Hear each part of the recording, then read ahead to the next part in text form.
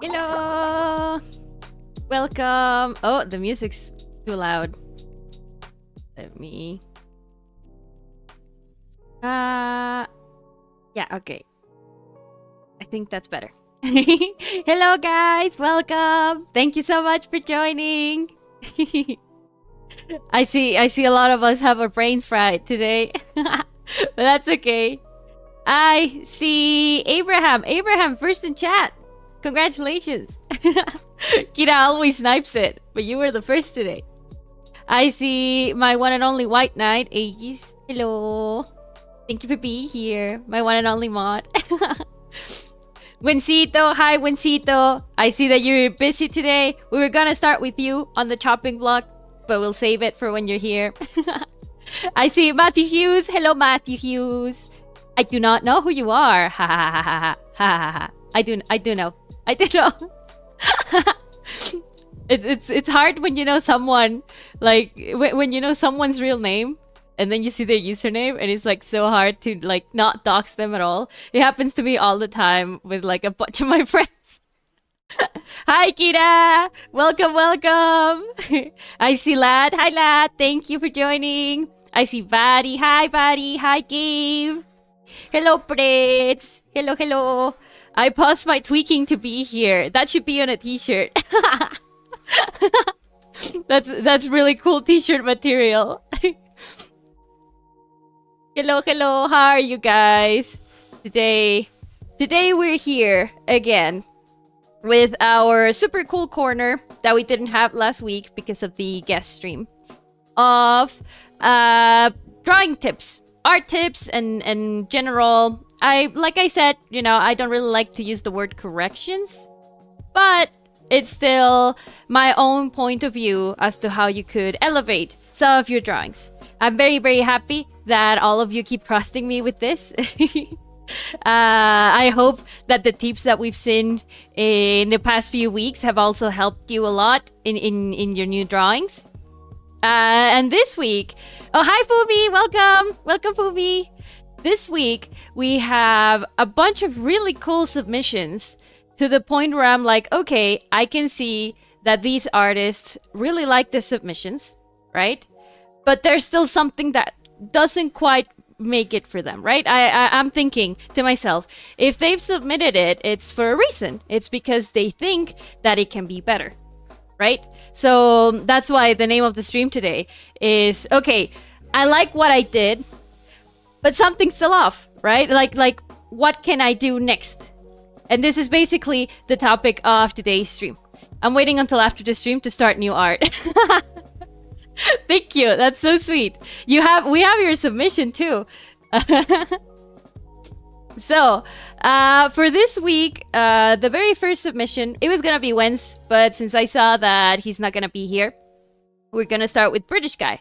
This is the evil bad guy. Well, one of the evil bad guys from Bendy and the Ink Machine, I think. I watched a playthrough with my friend like 2 years ago. It was a really cool game, but I can't remember a lot of it.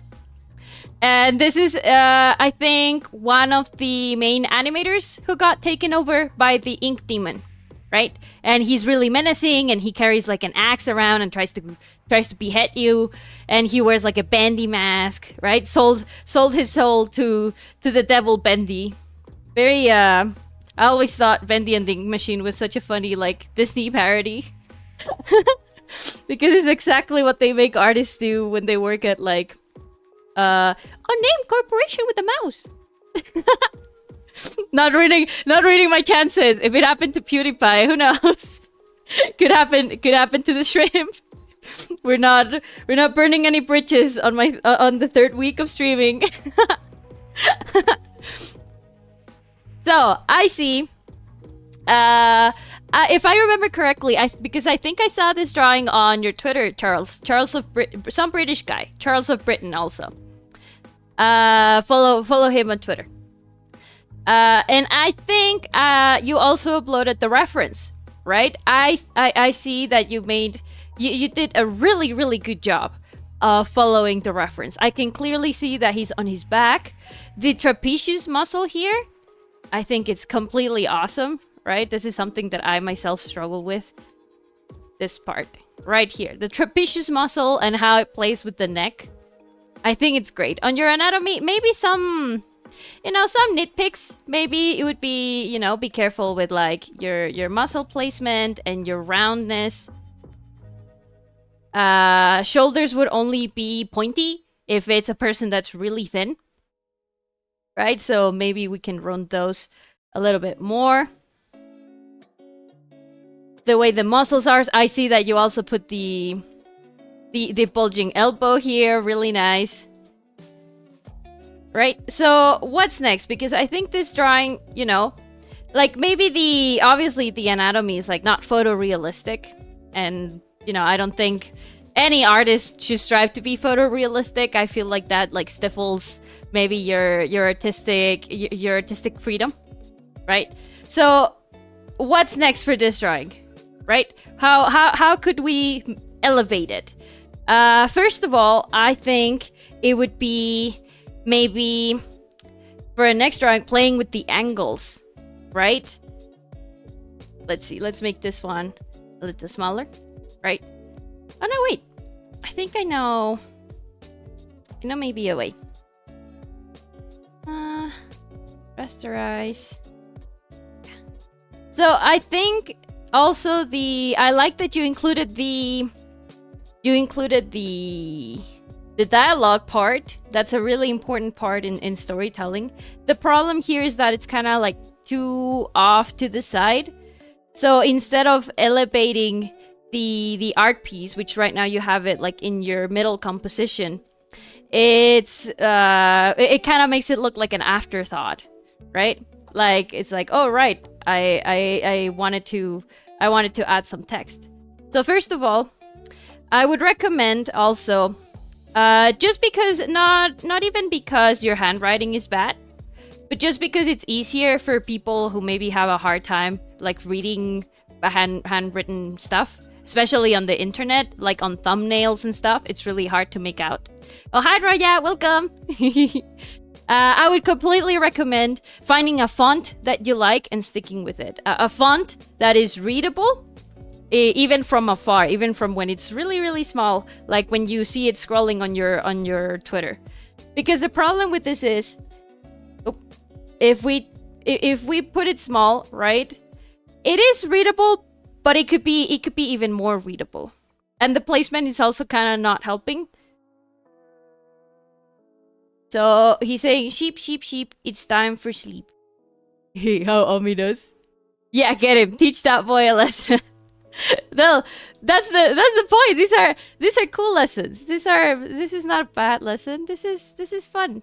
This is nice. My favorite font to use, and because I'm a weeb, is called Wild Words. It's the ones that they use for manga and translations and stuff.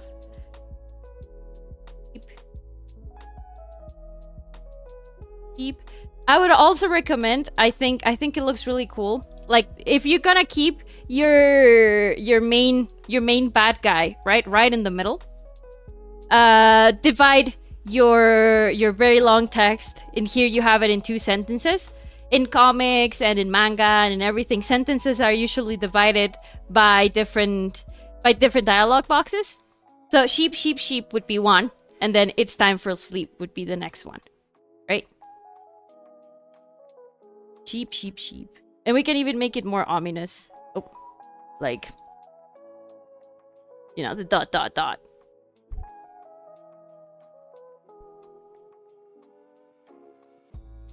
Center it, sheep, sheep, sheep. And then over here. And here it depends on, like, if you're a real weeb or not. in actual manga, you know, they read from right to left. But listen, I am a weeb, but I'm not that much of a weeb. If you wanted to go like for a comic book style and stuff, it would be obviously left, right. It's time for sleep. And the cool part about going, if you go to like, if you read comics or, you know, before adding text to your drawing, read a few comics, read a few manga, and what you'll find out is that in order to communicate emphasis, they use bold, they use emboldened words, right? So instead of everything being the same, you can do something like this, and it immediately looks like more threatening, right? And it changing it, oops, it redo. And depending on where you put the bold part, right? Let's say that we don't want to put it here, but we put it to like, it's time. And the whole idea, the whole like tone that you can just imply by using some bold words, right? In a text or another. Even in the sheep, like right here, I read it sheep, right? But if we go and maybe make the middle one bold, right? Now suddenly it becomes sheep, or sheep. So much sheep. But you see, it's way different having this, right? To just this. Because this, it gives us the text, it gives us the idea, the narrative, what he's doing, which is looking for the sheep, right? For us. But this one makes it be one, more readable. When we zoom out, you can see that it's easier to read than the other one, because it's also not as thin, right? And you can also make it super menacing. After this, it'd be your choice if you wanna... Let's make them black. There's people, there's gonna be people out there who say that you should never use pure black in your illustrations. I think, like with everything, there's an exception to the rule. And I think the ink demon and the whole bendy theme, you should use, obviously, as black, as dark as possible. Because that's the whole point, right? The void of the ink.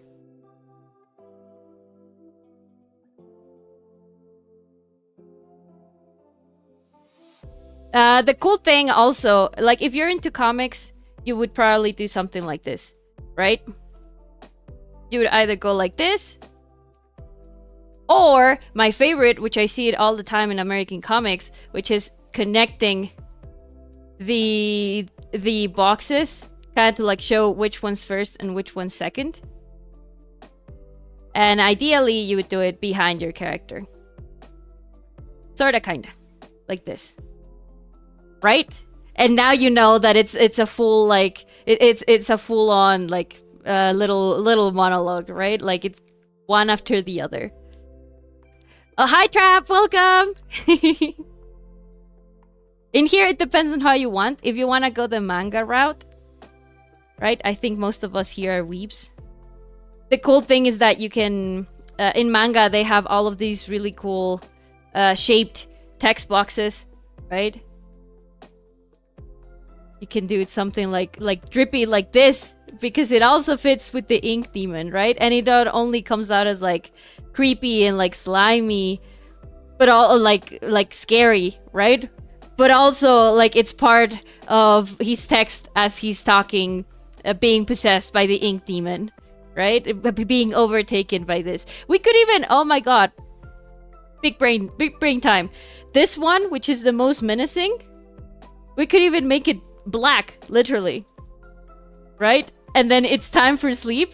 We put it in white, right? Boom, boom. Way scarier. Maybe black text boxes with yellow text. Yeah, exactly. You got me. We're on the same wavelength. But you see, this is why it's important. Once you have your drawing done, right? You let some days pass. And then you try and see it with new eyes. You try and go, okay, now, you know, that I'm not drawing it, that I am not the artist, and I'm looking at it like an spectator, what would I have liked to see different?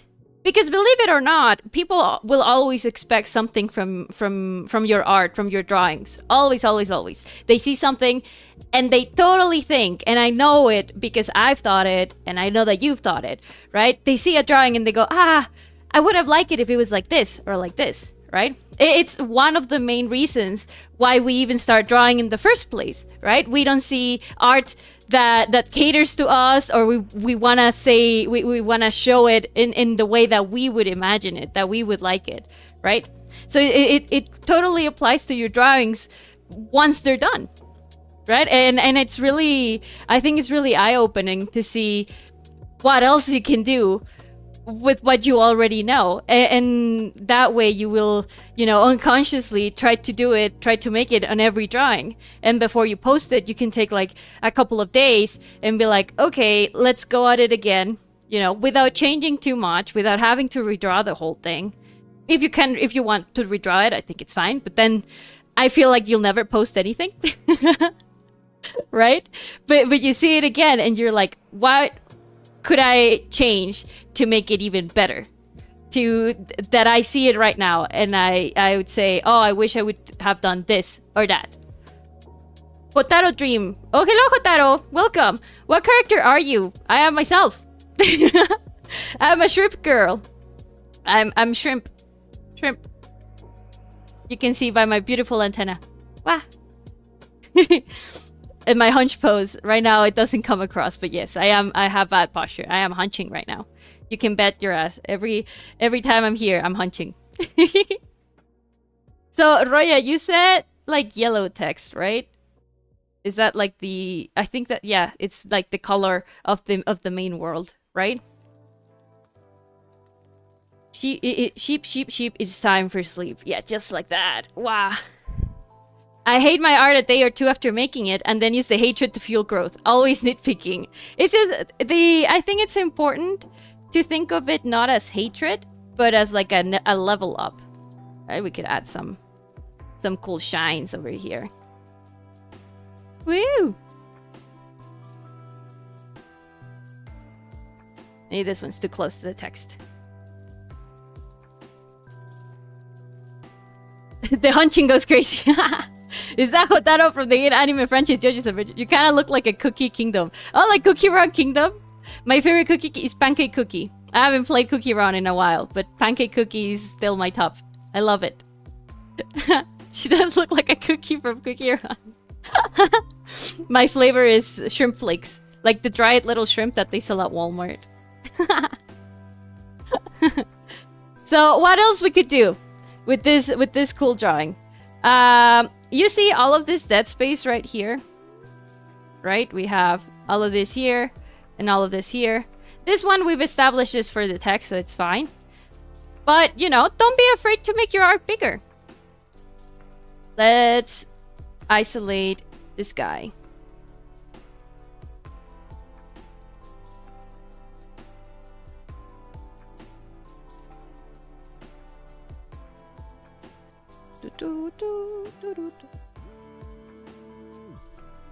Oh, I think it's more like this. Yeah, ha ha ha ha. We pick at him. And again, rule of cool, rule of select inverse. Oh, I had it right. Not even rule of cool. The rule for immersion, for composition, has us know that the bigger our subject is, the more interesting it becomes, the more closely we can see it. In here, I understand maybe, you know, another like storytelling element. If he's looking back at us. It's like he's finally found us, right? And we could do something like this. We move him with the text. Oops. Stop with my text. That's all the way here. We move him with the text over here. Let me just divide the text boxes. I should have done that. I don't know why I did them in the same layer. Layer via cut. And we group this. One. And this one's two. So we move them around. We move him around. Maybe he's like he's finally found us, right? We could put it even more here, like, you know, kind of playing with perspective and stuff. We could put it over here, right? That he's in our line of view. What composition, interesting composition tells us is that it's important that your horizon line is never at the middle. Not because it's bad, but because it's boring. Like, if you want to make a boring type of scene, like a mundane and stuff, like daily life, it could work. But usually you want to see it either below over here, your horizon line, or all the way here, or a little bit offset. For insanity, and this is the cool part, there's something called Dutch angle. I'm gonna write it. Dutch angle. Let me look it up on Google so I can show you. Dutch angle. Yeah. It's a filmmaking and photography technique where the camera is tilted on its roll axis, like on its rotation, causing the horizon line to run diagonally rather than parallel. It destabilizes the image to subtly convey psychological tension, chaos, or unease in the viewer, because the floor is not supposed to be, you know, like tilted like that. It's used in 12 Monkeys, right? This is just photography. This one, I think this one is from I Am Sam. I'm not sure. In Thor as well. Alfred Hitchcock used it a lot. They use it a lot in Inception. In Iron Man, when the main villain is it takes out his heart, right? And he's about to die. Star Trek, when something goes wrong. And there's varying degrees. There's people, I think Alfred Hitchcock, the director, used to go all the way, like if it was a particularly crazy scene, he would go all the way with the Dutch angle, literally almost tilting the image. This is why, right, also, we have to watch cool things. We have to watch movies that they say that it's important for us to see, right? The top movies of all time are top movies of all time for a reason, right? Expand your visual library, expand your mental images, all of your symbols, and you can get to do some really cool stuff knowing things like this in film and stuff. If you ever, you should start watching movies and go like, why does this work here? Why didn't they put it later, right? Or why is the camera doing this? What is the scene trying to convey? Will you do art criticism next stream? I want to upload mine. I do them every Saturday. And it's Saturday in the morning to make sure that as many people as they can join and watch their art being corrected. You have to share it on the Shrimp Tank Discord, link in the description, or if not, I'm also gonna share it right here with you. Like that. And you're gonna want to look for the channel that says #ArtHelpSubmissions. Gotta head out. Have a great stream, Anita. Thank you, lad, for joining. Thank you. And I'm pinning it right now. This is the Shrimp Tank Discord. You can share your art here. I did join your Discord. Oh, yay! Oh, wait. I unpinned it. Okay, there we go. There we go. I think. Oh my god. The message, the pop-out is too big. So, you know, seeing what we just learned about the Dutch angle, let's do a Dutch angle, right? We grab our stuff. Not the text. The text shouldn't move, but our character totally can. Look at this. Look at this. It already looks super menacing.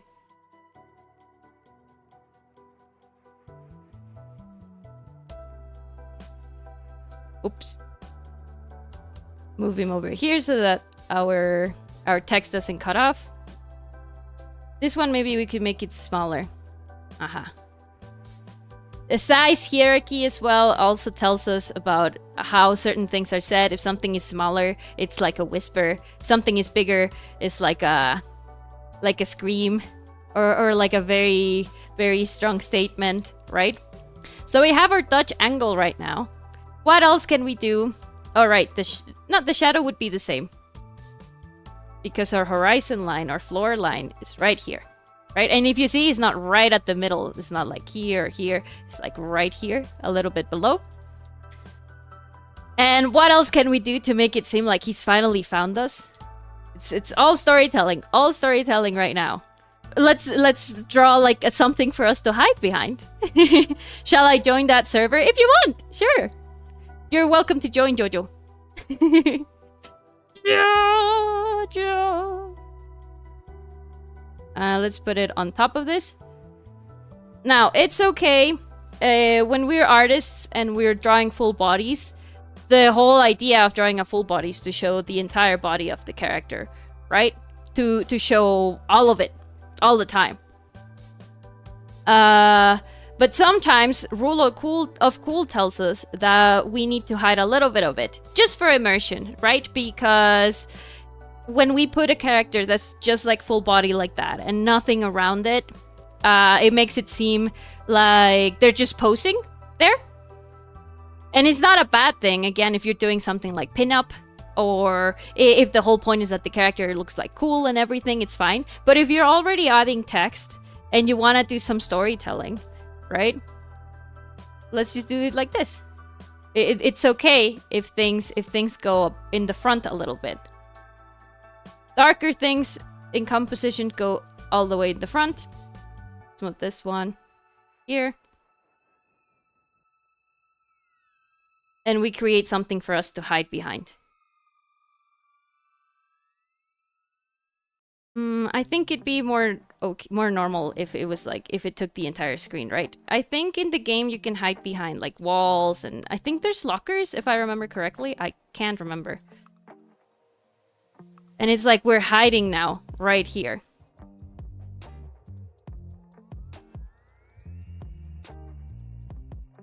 We move our text. If the composition, if you don't have enough room for the composition, you know, make it larger.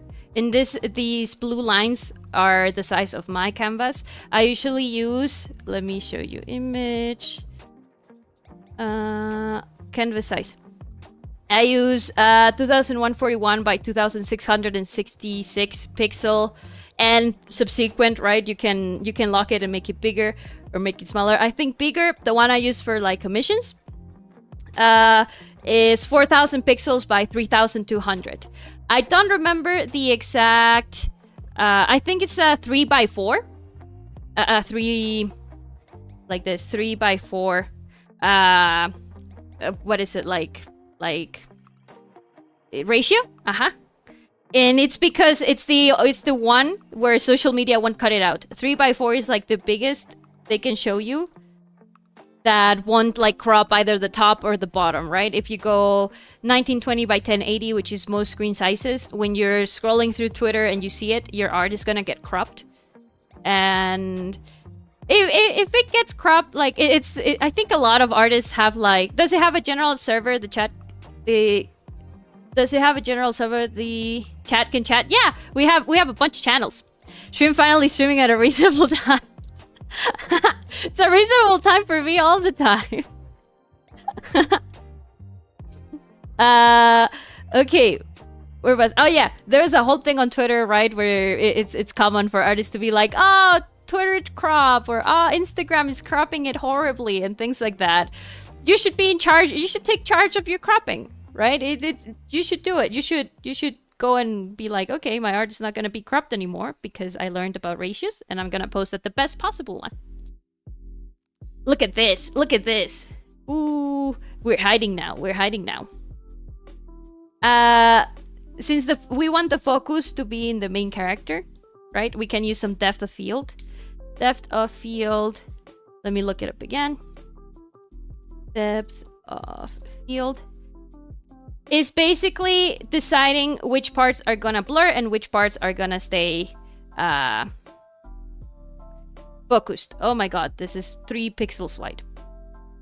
Yeah, just like this. It's called deep when you want many things to be in the focus, and shallow when you only want one thing to be the focus. Now, this is in photography, right? It depends on how you want. There's ones where the very things at the front are blurred, and so are the things at the very back, and the middle is like all clear. That's the one that we're gonna try to imitate right now. Look at that. It just makes it look pretty. Here it is. It makes it look pretty and it makes it look immersive, like you're actually there, because that's how our eyes work. If our eyes were to focus on everything at the same time, our brain would probably explode.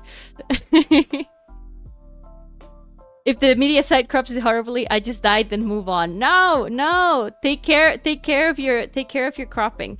The ratio 3:4 is the one that is less likely to be cropped. Brain explosion.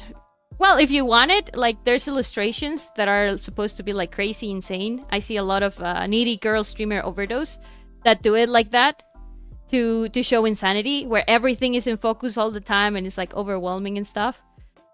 And right now what I'm doing is using the blur tool and blurring our top one. Or you can also go to filter, blur, and then Gaussian blur. You don't want to blur it too much because it's still nearby. And I think we can make it even darker. A little. Like that. And we can play with the light as well. We have... in the game, I remember everything was super dark and they had these funny little like lights around that made everything look yellow and everything else look like super dark. So let's do that. We grab the color of the background and we create sort of like a vignette. For that one, I'm not gonna use this hard brush, but I'm also not gonna use a soft brush. You can lower the flow of your brush and that's gonna make it, you see, it's gonna make it look like watercolor, and the edges are gonna be a little fuzzy. The least flow that you have, the more fuzzy the brush will become, kind of like watercolor. This is what they mean when people say, oh, I shade like watercolor. They use a low flow brush. It's great for starting to build up opacity, right? So let's add some shadow to the scene.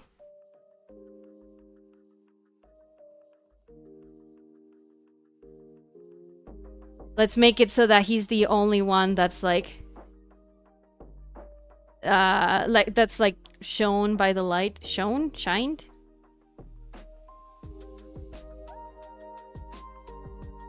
And we can make it, I think we can go darker, even darker than this. Something like this. Now we have to be careful because in doing so like this, it's easy for a character to get lost in. Oh, I put it in clear. That's why. Right now it's a little bit harder to make out the shape of him. So flow. We're building the opacity to kind of just better imitate how light works, which is not necessarily super fussy, but also not super... Ooh, I'm just going over and over with the brush, right? We have to be careful here with our character. In most horror manga, like Junji Ito and stuff, when you have a really dark background and you want to make something really striking, you go at it with light, with a light color, right? And you shine a light right on the face. So we could do that.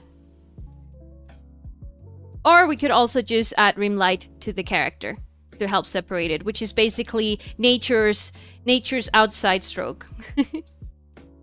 Rim light. Rim light is when you have your character, right, and you have a really harsh light source. So you go at it with a brush and you put light on the edges that would be hit by the light source, right? Like in here. Now be very careful because for example, it's really easy for me to just get lost and start putting a rim light on things that shouldn't have rim light. If you can look at reference on how rim light behaves and stuff. Like for example, this part right here wouldn't have any rim light because it's like... No, actually, yeah, this one would probably. But from the bottom, right? From here, or this one, for example, wouldn't have any rim light because it's like covered by the back of the head and the mask as well. So we just adding some rim light to the things that are right above, that are gonna be hit by the light source super easily. Add layer, my beloved. whenever you can, I do not recommend using how is it, blend modes, because it's easy to get super attached to them. And when the time comes when you want to do a composition with all the fun colors and super cool ambience and stuff, you're not going to be able to modify them as freely as if you're just using flat colors and you go, I wish the green would be a little brighter, I wish the red would be a little darker, right? Stay off of blending modes if you can, and try doing it yourself. And that way you can also come up with really cool ideas for coloring and shading. I'm not one for bots, but rice be damned, this shrimp can cook. I might have to come back later and learn from the stream. Well, I need to go to bed, so bye. Have a great day in your stream. Thank you, Jojo. Thank you so much for stopping by. Krill issue. It's not krill issue. But you see, we're not even doing, like, all this drawing, all of this, like, the shading and the anatomy and stuff. British guy already had it. All we did was add some rim light. And it completely just makes it look way more 3D. Don't you dare disrespect my blending modes. Listen, they're a crutch. They can be really useful, right, for doing, like, when you're doing CGs, for example, for, like, a visual novel or a mod, to do, like, day and then evening and then night scenarios and stuff. Blending modes are super good. But when you're using them for painting, they can totally, like, take away from your freedom on deciding how to paint a certain thing. They are tools to be used, you shrimp. They are tools. I know. Rim light wouldn't be here because it's hidden by the back of the arm, right? The axe would totally have some sick rim light. Not right here because the thumb would be making a shadow on it, right? This part would have rim light. And then this part. Now, I see the axe, I know it's supposed to be cartoony and stuff. But since the shading on your... The main shading on your body, I see that it's like, you know, it has gray and it has light and stuff. Let's play around with that for the axe to make it look a little bit more realistic. The cool thing about rim light is that it can also help you give the illusion of dimension when, you know, you didn't really do much. The axe, for example, it only has shading right over here. Right? And if we add rim light, suddenly this part is bulging out and this part is like super sharp. This part is right here, right? Suddenly it has volume. Let's add some rim light on the shoes.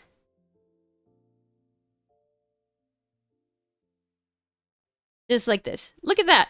Look at that. All we did, you know, I didn't even touch the main drawing or anything. This is just, again, I like what I drew. How can I elevate it? Tool schmools. If I'm strong enough to chop a tree down with my fist, why would I ever use an axe to chop it down? Okay, you're missing the point. I'm not saying that you should, you know, suffer and never use blending modes in your life. I'm saying that if you use blending modes for things like adding rim light or adding shadow, it can, you know, be harder when you want to do something different, and your blending mode, your multiply layer, makes the choice, right, to blend, to shade it a certain way. If I go right now, right, and if I go with a multiply layer on purple, I think most people use purple, right? And I use multiply, and I try to shade these pants, it gives it like a cool, like muddy look, right? Me and my tendency to draw characters super caked up. Right?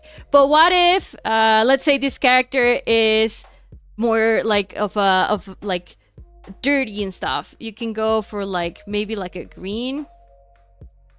And it's gonna look like this, but you go, oh, that's too green, right? And you have to go to the yellow and you go like, I'm not sure. I don't really like it, right? That's why it's cool if you just color pick this. And then you go at it and you go, I want something more like this. Right? Or I want to do something funky and give him like blue shadow. Like super funnily saturated blue shadow.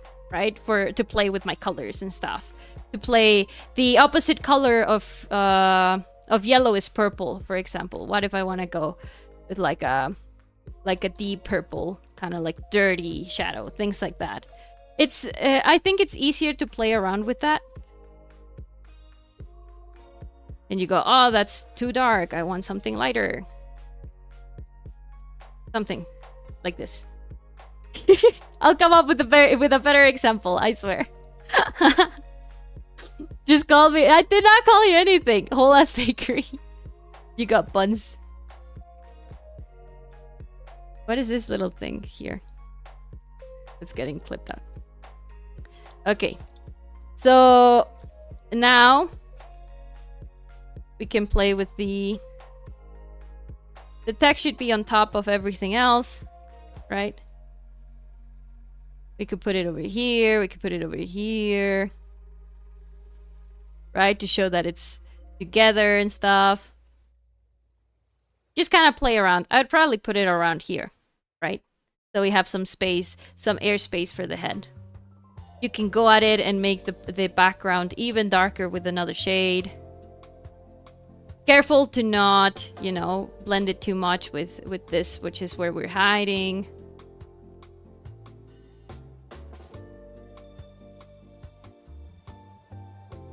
Usually, if there's a light coming up, that means the bottom part is gonna be darker than the top part, and that's great because it won't, you know, like take away from our character too much.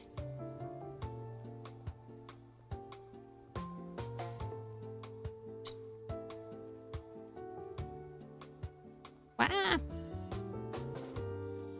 There. Right, just playing with it like this. And there we go. Now suddenly we're hiding. We can even, you know, we can even be a little bit more immersive and add the fingers of the person that's looking out, like the hand and stuff.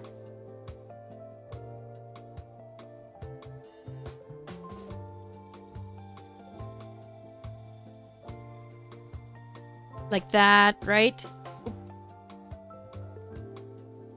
Just tons of possibilities. And this is how we got from this one, where the anatomy was already good, and it's a really cool drawing in by itself.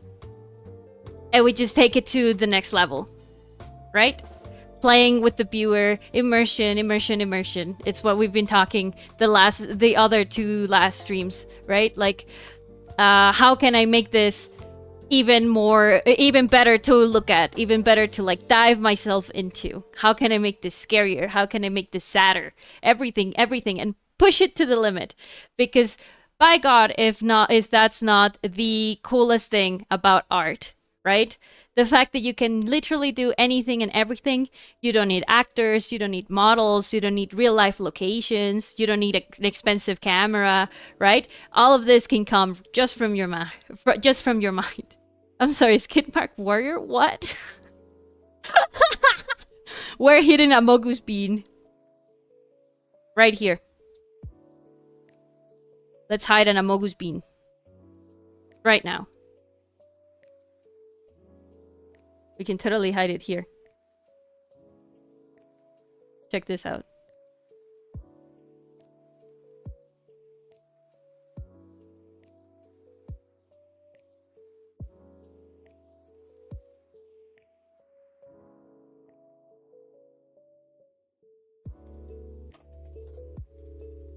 Hidden Amogus. I guess you can see it a lot. It didn't set the first. I said to put ink on the back of his rump. Ah, this one. Like it's leaking. Let's make it look even more like leaking. Right? Like it's staining him.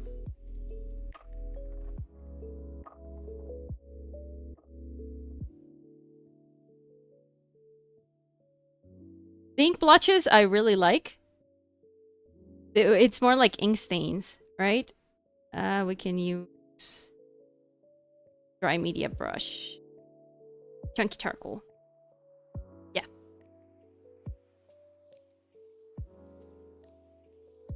Let's just make some more. Really make him dirty.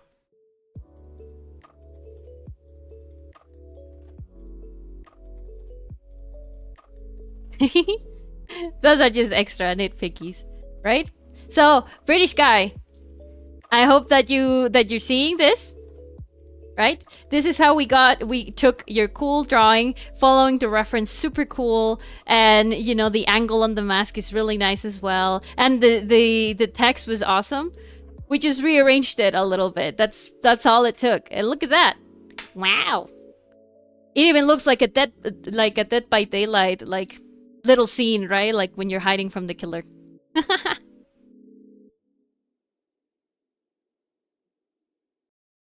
This would be what I would do, right, to elevate it. And I'm sure that if we looked at this drawing 3 days from now, we could come up with many more ideas. That's why it's important to come back to them. Thank you so much for your submission.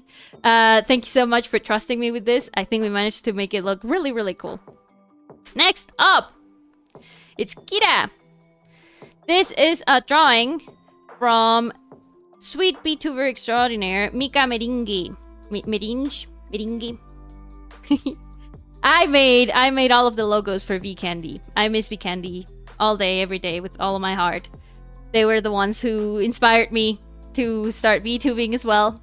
Shout out to V Candy. Shout out to Mika Mering and Adelaide Citronelle. I love working on their logos. So, what do I see here? We have a lot going on, right? It's exactly what we talk about, selective focus. What I would be like I look at this drawing, gradient background, random pattern background, 100% real. We see a lot of the things that aren't in focus right in front and in the background, and it makes the drawing look a little bit too crowded, a little bit too loud for our eyes, when it's supposed to be what I suppose, right, is a really sweet scene of Mika Maringe meeting and taking care for what's the name of this guy? Pom Pom Puddin. Right? This background makes it look like maybe they're like surrounded by stars and everything. But since the colors are so close to what we have right on top, it's a little bit overwhelming. And it doesn't really convey the message that we want to convey.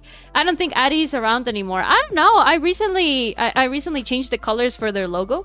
They have it as their new banner and stuff. I really hope they continue. I thought they were really fun. All of them. So, is rasterize.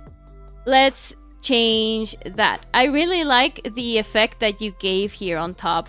It looks like an anime screen cap, right? With the blur on top in hard light, and then the Gaussian blur on the lines.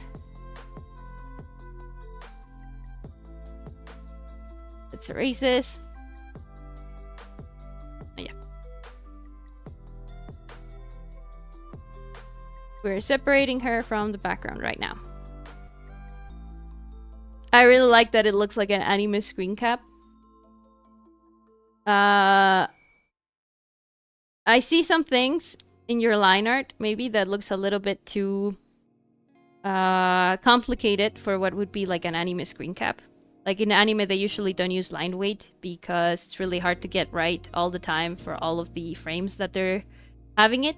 But I know this is a drawing, so it just matters, you know, like it's just part of the ambience. It doesn't really have to look like an anime screen cap, unless that's what you want.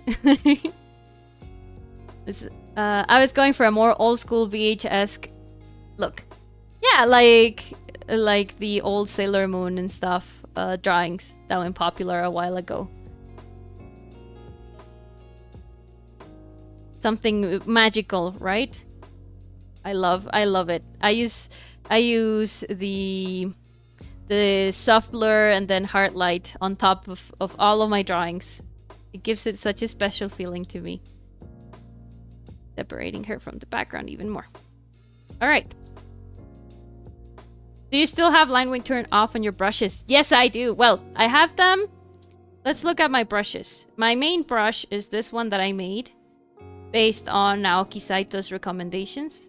I even called it anime brush, which is apparently what most anime artists use. The shape dynamics of it, the minimum diameter is only 25%. It doesn't go all the way to 0. That way you have a little bit more of control in your lines. Quote unquote. I mean, I can feel it, right? And you don't get the funny little nipples anymore. Because when you use a brush in, you know, and you don't really, and it's hard for you to control it and stuff with all of the line weight, you get these funny little nipples. You see that it's like the tip and then something like this, right? And I absolutely despise it. So with this brush, it just kind of makes them go away. That's why I really, really like it. I know the main answer would be like, just learn how to not get the funny little nipples. But I can't. Alright. What we can do for this one is just blur the background a little bit. It'll even give it a more VHS look. If we look at VHS, like screen caps. VHS tape. Just VHS tape. VHS footage, I think. Footage. Right. The way old footage used to work is that, again, not everything was in focus. Right? This is for remastering. You can see the main shapes of things and stuff.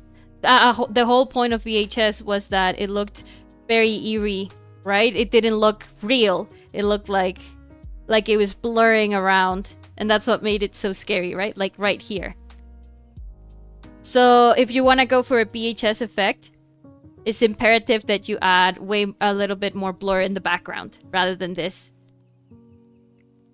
So let's do that.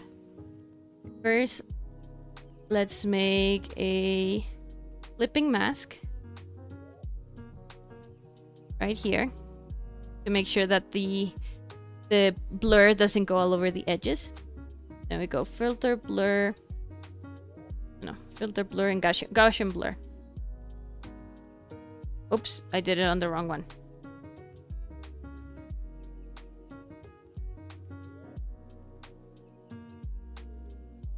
What am I doing? I think I copied the wrong one. Delete layer mask. Yeah. We rasterize this one. I'm gonna name it. If you can, always name your layers. It's gonna make it way easier when you have to go back and like redo some things or just keeping your brain organized. Okay. And now we can filter, Gaussian blur. Just like this. Right? It already makes it look, I think, way more VHS. Let me just go into the filter, blur, Gaussian blur. We added a 19.4 pixel blur. We can go for more, but that's gonna make it look like way too muddy, right? We want something, I think, more than 10, but less than 20. Right? 12 doesn't look bad. 13. I think I like 13 more than 19. You can keep your original background behind, or you can just go at it with another color, however you want. But yeah, it's necessary for you to have that blur, that effect that all VHSs have. Well, it depends, I guess, on the frame, because in this one they're a little bit behind and stuff.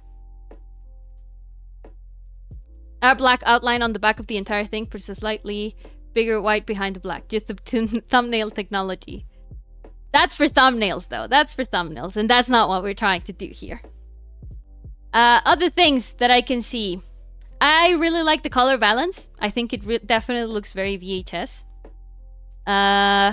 If anything, these I understand that are like the blush, right?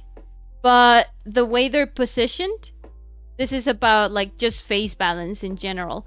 The way they're positioned make it look like it's it makes it look more like a mustache to me. Yeah, mustache. Right? The blush, if we go right now and we go to like a makeup where to put blush, you're gonna find out that blush shouldn't go all the way down to like the cheek. It should be applied right around the cheekbone, on top, like right below the eye. Right here. Right here. You see? Right around here. And it should like hug the entire face. Like here. And I think what's happening is that, you know, it's not following the cheekbone. with the cheekbone would be like around here.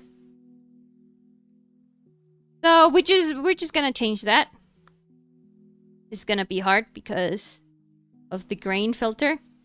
Oy. I think I accidentally put in touch mode on. Nope.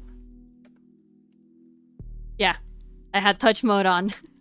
That's why my tablet has been doing all kinds of weird stuff. Well, I'm gonna add like a noise layer at the end. Oops, I drew this on top of the main layer. Shouldn't have done that. Here.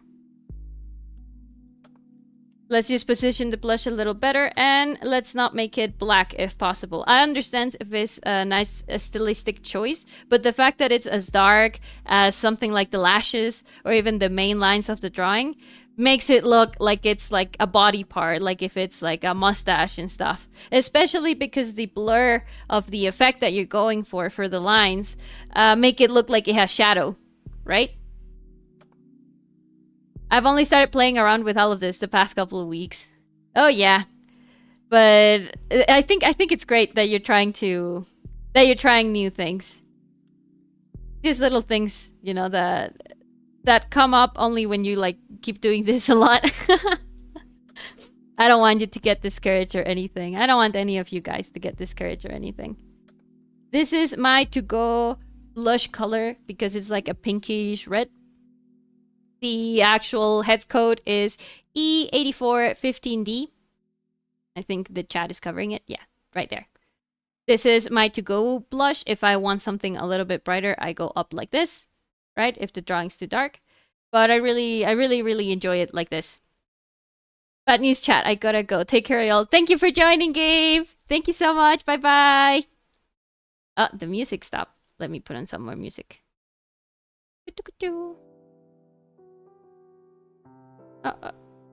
Okay, yeah, that works. So yeah, instead of putting it all the way down here, let's look for the cheekbone. This one was actually almost at the right place, right? Let's look for the cheekbone and add it over there. Let me copy your shape.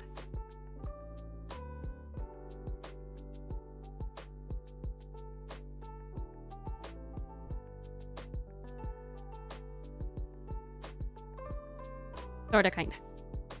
And we just move it a little bit up to where the cheekbone is. And let's make it another color that's not black, so that it doesn't fight with all of the other lines in the face. Just like this. It gives it already a very different feeling, I think.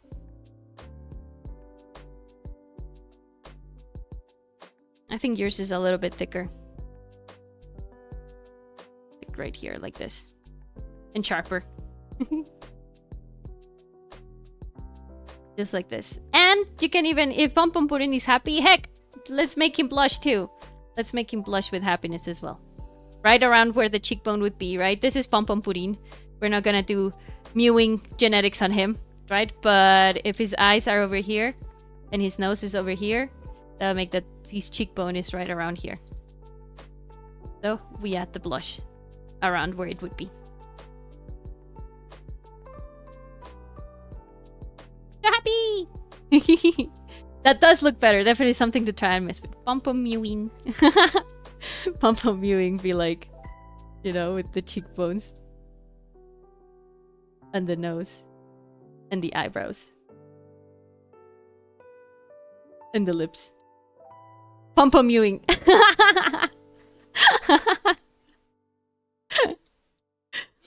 But right now he's happy. He's a happy little ball of fluff. I see that you added shadow, and I think that helps a lot with the cool like cel-shaded effect of anime. But I would make the lights a little bit brighter. You can do this by going with an overlay, and I would use a yellow color. Let's see how that looks. Like a yellowish, you know, not exactly white, but yellowish. That's too bright. Something more like this. And we can play with the opacity a little. I will make them brighter because of the way BHS catches the light. Just a little brighter. It doesn't have to be like too much. I think it really helps bring out your colors a bit more from looking muddy. It's one of the problems when you're using a lot of saturation in your drawing, right? You have to keep everything as bright. If not, it's gonna start looking muddy. Look at how different the hair looks right now that we added an overlay layer versus before, right? The shadow color is great and it looks like super saturated and nice, but then it makes all of the other light colors look way more muted. So you can make it a little brighter.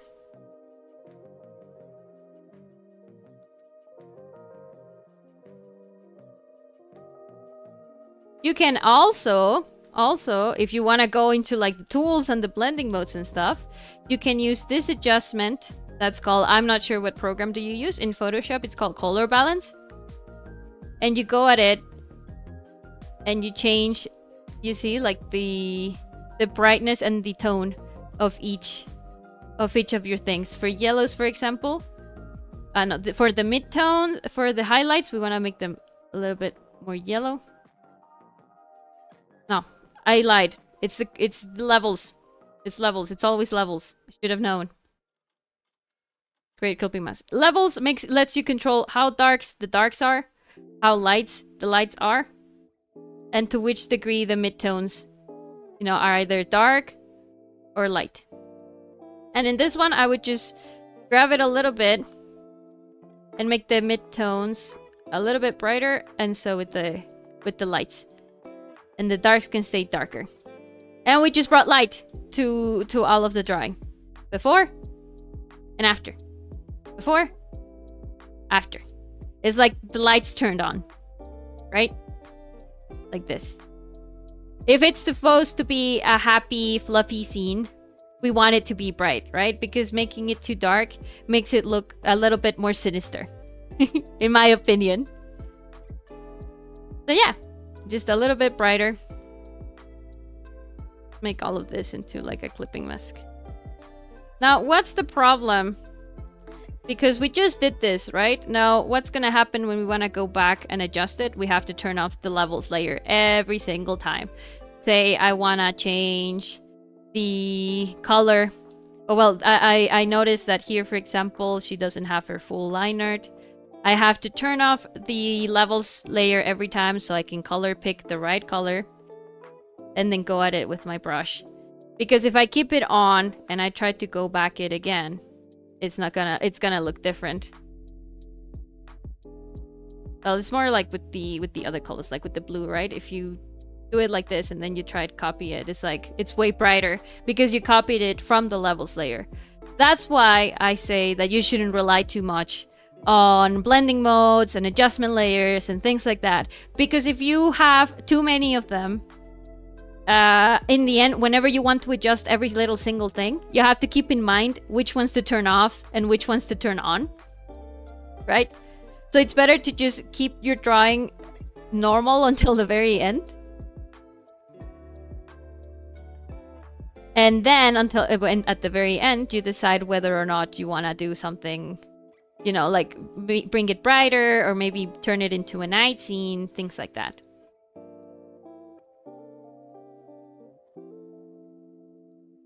Yeah, not a lot to change on this one other than, you know, the background and stuff. What else we could do in order to separate the characters more from the background? It's always, as I've said, adding a little bit of light behind them in the shape of a halo. Low flow so that it can look like actual light.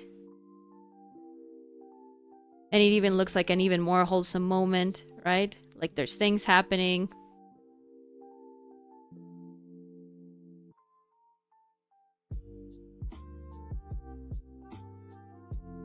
Let's lower the opacity a little. And we can do a better job at blending the outside.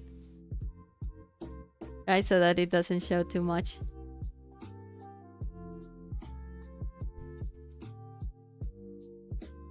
Just to help separate them a little bit more from the background. Literally just this. Again, it depends on what you were going for. If you were going for full anime, sort of like a very kawaii moment, I would add some like colored little blobs.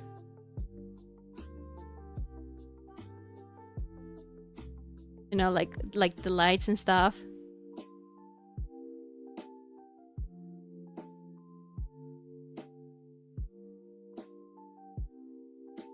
Kind of like Sailor Moonish.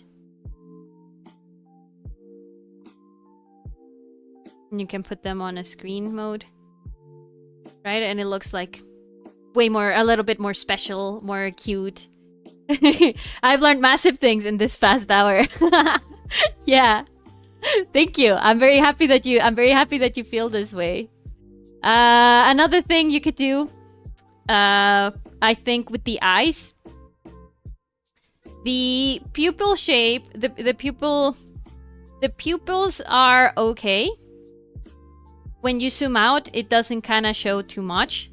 But now that I've had her up close, check this out. Since she doesn't have a pupil, all she has are irises. It looks like her eyes are actually looking this way. Right? If we want her to make it look this way,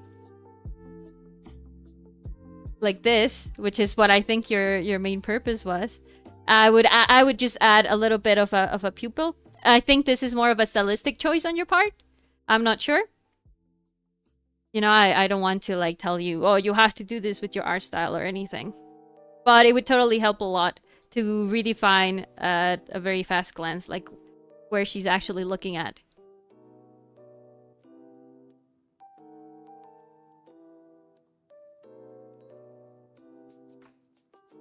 And that way, there's no confusion, right?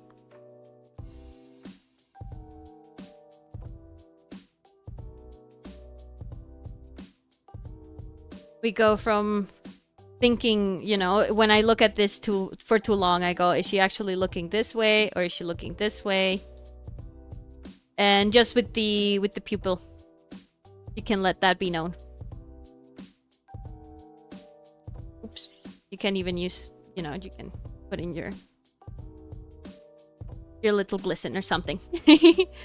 It was to match the refs. Oh yeah, because none of them have irises and stuff. Then I'd be careful for other drawings in the future about your iris deformation, right?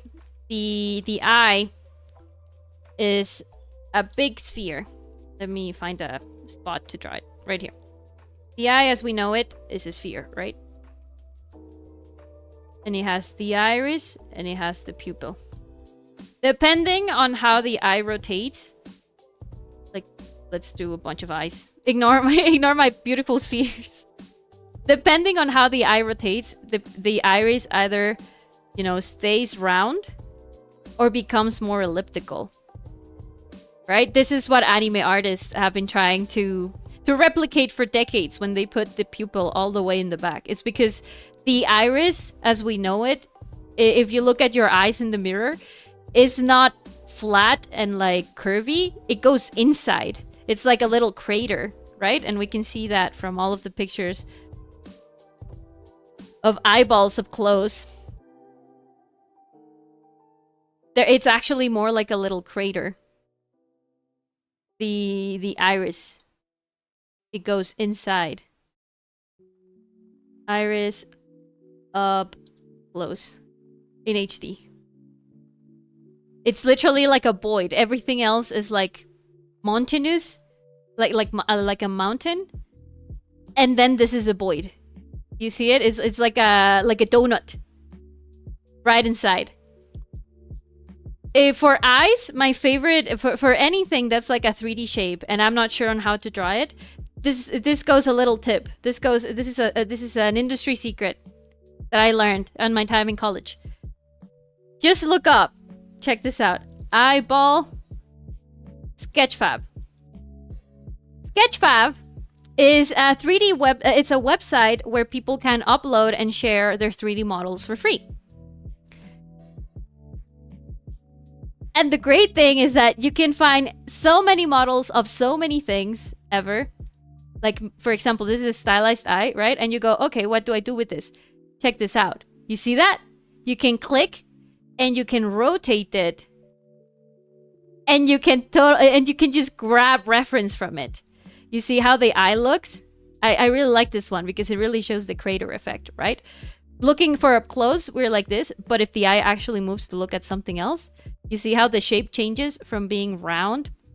Let's take some screenshots. Let's take these to Photoshop. This is gonna be better than my little sphere drawings, right? You see how it changes from here? So if we look like where you want it to look over here, it's not round anymore. It's more like an ellipsis. Right? Let's draw it. Let's draw on top so we can really send this home. We have our round shape here.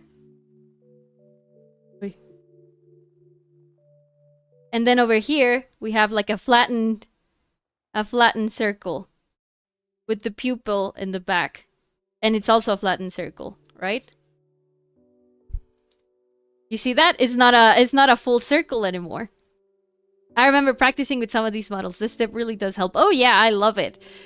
I use it for everything. The other day, for example, I thought I was never finding... Not the other day. Back in December, my Secret Santa had asked for his own Sona, which is Sayori and Penny from this game. What's it called? Brawl Stars, I think.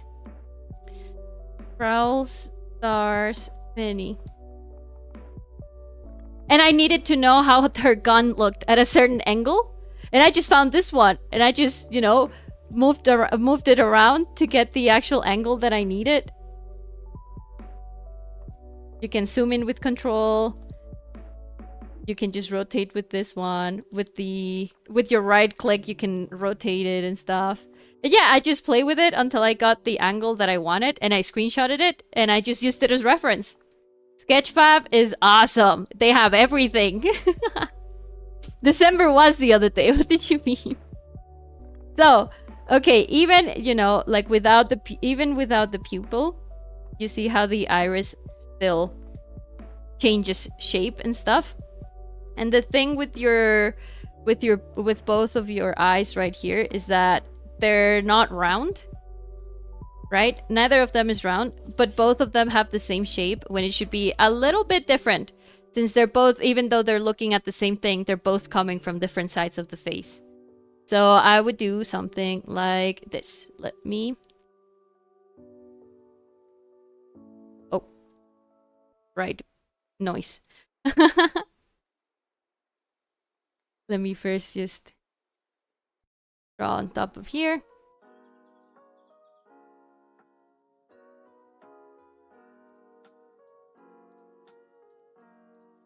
I think this one's a little darker. It's just because of the noise.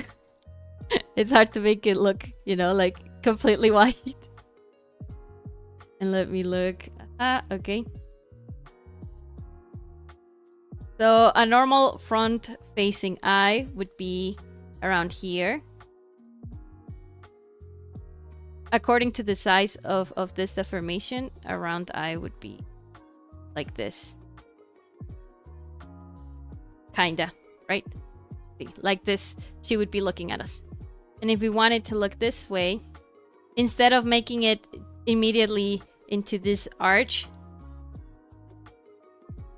we should just be doing it a little bit less. You can just grab your eye here.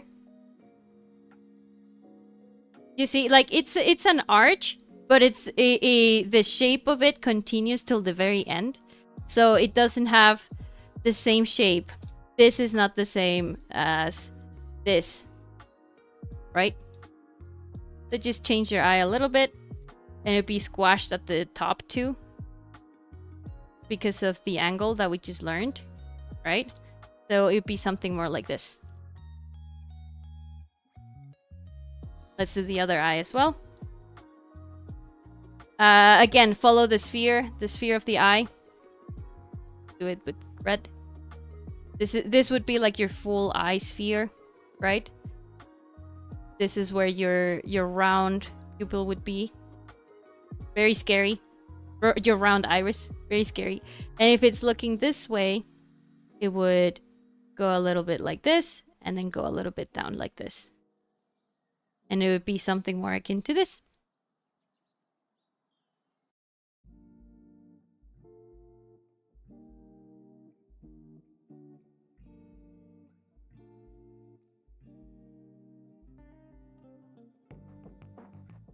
And then we add the color of the eyes. I thought Mika had blue eyes. Let's look it up. Mika Merinki.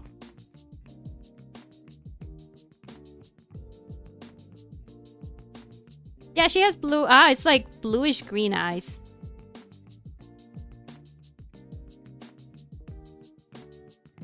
I see. So it's something like this.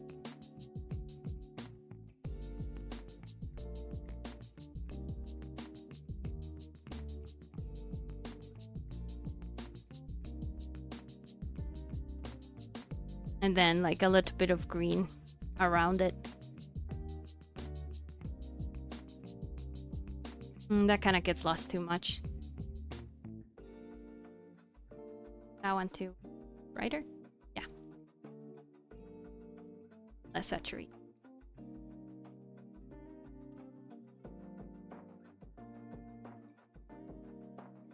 And the shine that you had.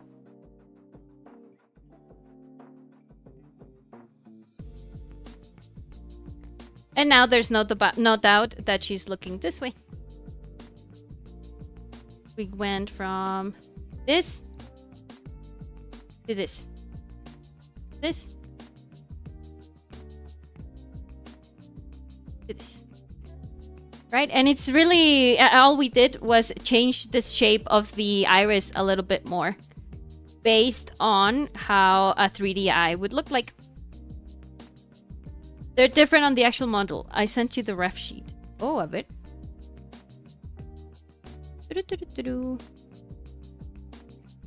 Oh, I see.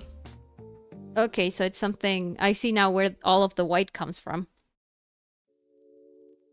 So it's something more like this. And then the green comes from the top.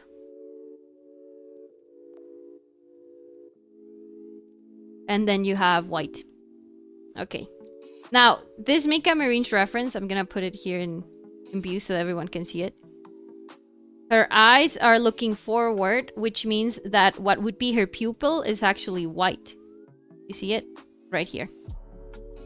Let me copy it, actually. And paste it around here. Ah, so we can zoom in even more.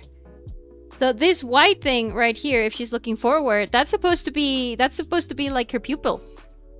Right? It's not just eye shine, that's her pupil. It's the funkiest to go with because it's like, it looks like beach in her eyes. Yeah, it does. It looks like the sea and like the sand, doesn't it? But yeah, if you notice, we do have a very clear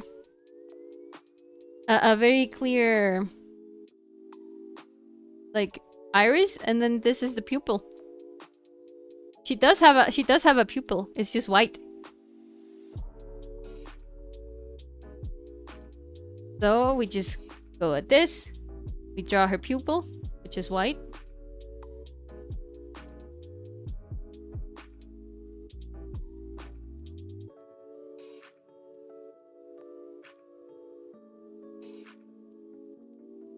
And then all of the thing that comes forward, just more of like a greenish, brownish color at the very top of her eye.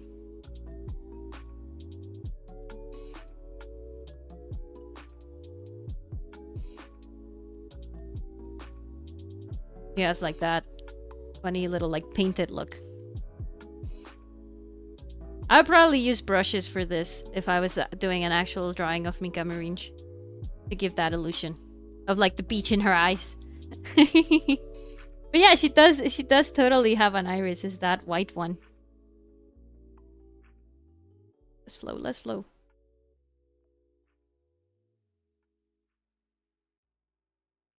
like that. And now, there is no doubt where her eyes are looking at. From here to here. To here. Now that I'm looking at this, all of this like this, the background, I feel like it could be a little lighter because I feel like the color fights too much. This one fights too much with the color here from the ribbon. If you see they're around the same height, this is the color for the ribbon. This is the color for the background. You see? They're at the same height. So they're gonna fight. And what we want is that the focus is entirely of Mika. So let's actually do the background a little bit lighter. Again, adjustments layers can help with this. If you already have like multiple colors in your background, like all of the little particles and stuff. We create a clipping mask. Oh no, wait, this is curves. We went levels. Create clipping mask. And we turn the dark, we make the midtones way lighter and the lights way lighter. Personal preference in here. You can also just use this one to make it. This is like the exposure level. It brings all the image down or like all the image dark or all the image lighter. I think I would do something like this because it's supposed to be like a sweet moment. Plus, with the levels layer that we already have on top, it's gonna look really bright and sweet, I think. So yeah, this is basically what I would do for this drawing. Let me grab it.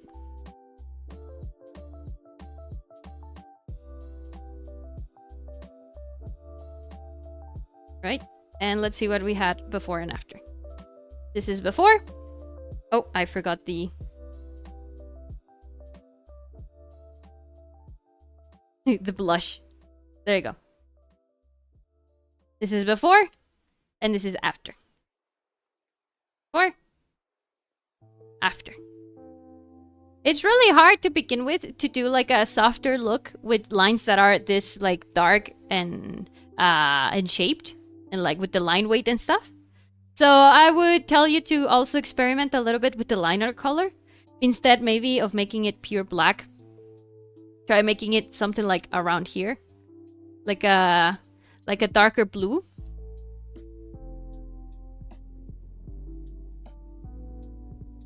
And I think it's gonna make parts of the drawing look a little softer than if they were completely black.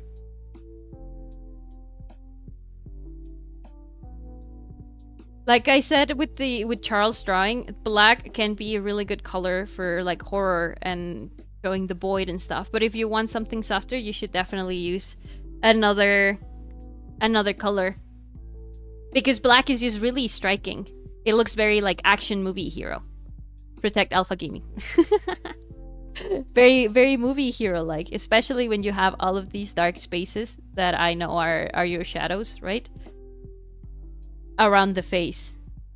Whenever, as much as possible, another tip is to never put pure black too close to your character's face. Never put anything too dark around it, because it will call attention more than the actual face. Like the contrast is too much and people will immediately zone in on the darkest color that's available. Right? So yeah, experiment with your liner color, see what you like, see what you don't like. I see a lot of people use something like a brownish, right? It looks really pretty and really cute. It looks like softer and stuff, kind of like ooh look.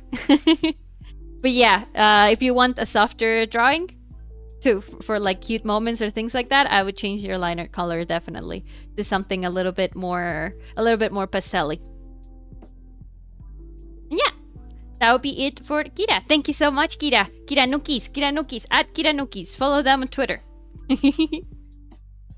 Thank you so much for your submission.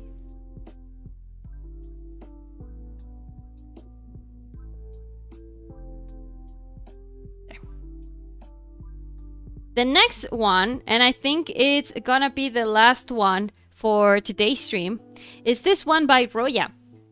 Roya, I've seen that you've become super comfortable with your drawings, and I can totally see it in this pose. It's way more active. You have foreshortening, right, with the hand like this. I think it's really nice. It's really cool to see Well, thanks for the advice. You're welcome, Kira. I see, Roya, that you've become really, really comfortable in your style and that you're able to draw a bunch more of things, right? Like you started drawing DDLC and now you're able to draw other people's OCs. I think it's awesome. What can we do better about this drawing now that we have it? For characters that are half body, I would say don't use a horizontal composition. Because what's that gonna happen is it's gonna look like the character is empty, like an empty, a very empty void. And it looks lonely, I think. It gives the wrong impression, right? I see this pose is supposed to be very cute and reaching out to the viewer. I think it's awesome, right? But all of this makes it look like she's doing it because she's lonely. I don't know if I make myself be understood here. Let me show you.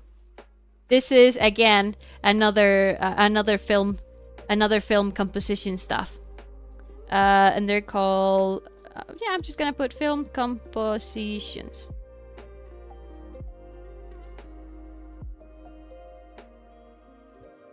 I know it's more like shots. Film types of shots. Right? What you're doing right here. Let me open this image. Here. It's a long shot. Or it's more like a medium shot, right? Right here. And a medium shot is used to establish a character, right? In a space. In here, what you're missing is the space and she has nothing. It looks kind of like she's a little lost or she's a little missing. If you're gonna do a medium shot, you should totally draw the background. And if you don't, and if you want to do the cool like anime artist or cartoon artist composition, I don't know if you've noticed, I am scared. I'm scared to open Twitter right now. Just because Twitter has so many things. Oh, you know what's safe? We can go to my Instagram and look at my saved posts. For reference, my bookmarks. I'm opening it right now. Here we go. You're gonna see into the depths of my mind. Check this out. This is a medium shot character. It even cuts off part of the ears and stuff. Sometimes it's not necessary to show all of your character in the drawing if you already know what they're doing, right? And this one is like super appealing, super cute, and you love to see it, right? There's another one. This is a full body. It's also not horizontal, it's vertical. Why Ragatha naked? Because they're making her dress in that little video. This is another one. It's a half body again. We cut off the legs. We almost cut off the top of the head. We almost cut off the little bunny ears right here. And it's all about putting the character front and center without dead space. You see, this is also not a horizontal composition. This one again as well. I think this one's okay to show, I hope. Vertical composition, half body, no dead space on the sides. And again, we see it with a full body, not horizontal composition, but vertical. Why vertical? Because that way you can show off, this one's horizontal, and it's because it's showing us part of Hatsune Miku's pigtails as part of the composition, right? Why vertical? Why is vertical, or why it should be your main option? Because it's easier to show off the character like that without distracting the viewer from too much dead space around it, right? Too much empty space. Another vertical one. If you see, tons of artists do it. This is a kind of like a horizontalish one, but it's more of like a square, if you see. And, you know, we have the tail and we have an actual background. If you're gonna go with a horizontal composition, you totally need to do it with a background. And in this case, again, since we don't have a background, and what we do really want to show off is the character, let's just free her from her prison, from her empty void right here.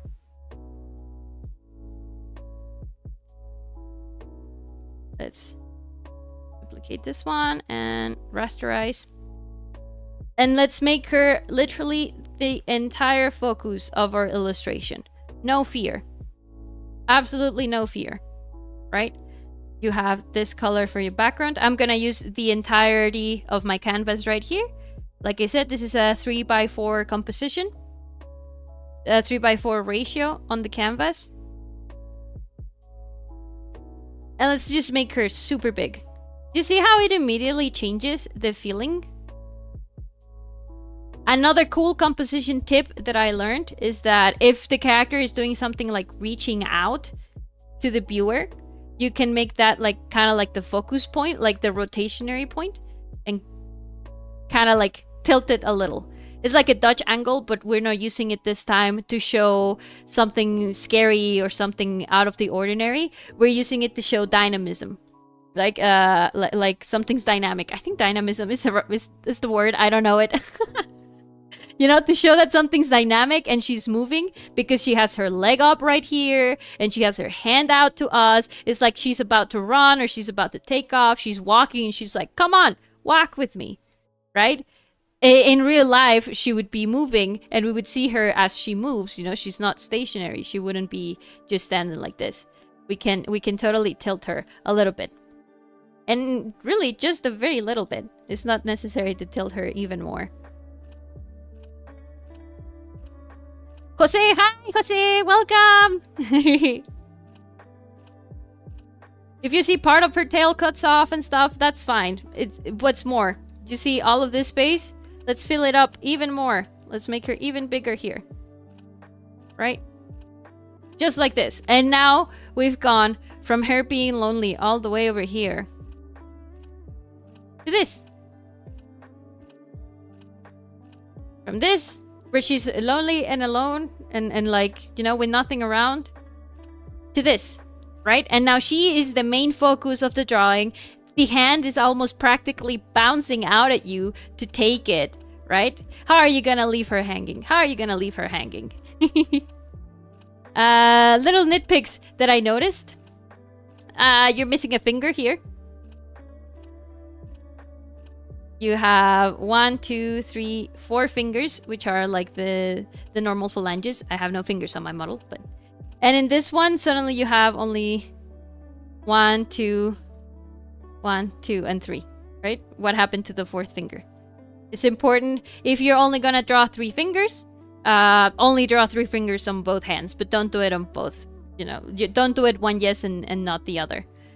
So let's add her pinky. I really like that you use thick line art. I think it makes it look really cool. Let's just add her pinky right around here. We can make it cut towards the tail a little bit. Now, what's the deal with tangent lines? There are many people out there that say that the one thing you can't do is, for example, we have our finger right here and we cannot have it end right here because this part right here makes us uncomfortable, right? Like it's just too perfect for it to be put on and fit like that, right? Tangent lines can be good for when you're drawing from real life reference and stuff, because sometimes they do happen, yes. But when you're doing animated characters, stylized characters, you should try to avoid them as much as possible, because it will create like a mental dissonance in the person who sees it, and they're gonna notice it and they're not gonna stop noticing it. It's one of those things where you notice it and you go like, oh wow, I wonder if there's any more. And this, instead of looking at your character and your composition, they start looking for the tangent lines. They just really pop out a lot like that. So let's do our pinky, showing that it's very clearly going over the tail. That way we avoid people going like, oh hey, it's tangent. I wonder if there's any more tangents in the drawing. And we color it.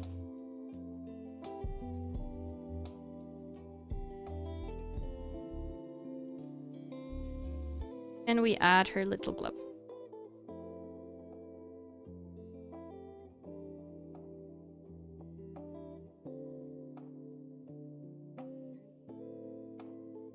Right, and now she has 4 fingers again. Yay, 4 fingers. When you're gonna draw foreshortening, you have to remember which parts go in front of others, right? That's all foreshortening ever is. My arm, for example, right here, you can see it, my little nubby. And then if I go like this, you see how it goes above on top of my arm. And if I go like this, you can see it clip into my body. Ignore my other hand, my tracking is going crazy. You can see how it covers parts of my body, the arm and the sleeve, right? Depending on how I move it, right here in the model. In this part, for example, even though you have your hand right here, and you have your arm, you have your hand right here, and you have your arm here, right? But the arm is still, for some reason, behind her chest. That's not what happens in real life, right? Not even in my 3D model. Stop threatening me with the knobs. Never. Never. So just be mindful of that. For this, I would recommend you to draw a bunch of shapes. The main shapes in 3D that you need to learn to draw, because it's all the body ever is, are spheres. Right? But in 3D. It's not a circle, it's a sphere. Cubes. Cubes. Cones. And cylinders. Why? Because all body parts and all shapes ever in the universe, all objects, all body parts, all people, they're shapes. They're these shapes together, combined.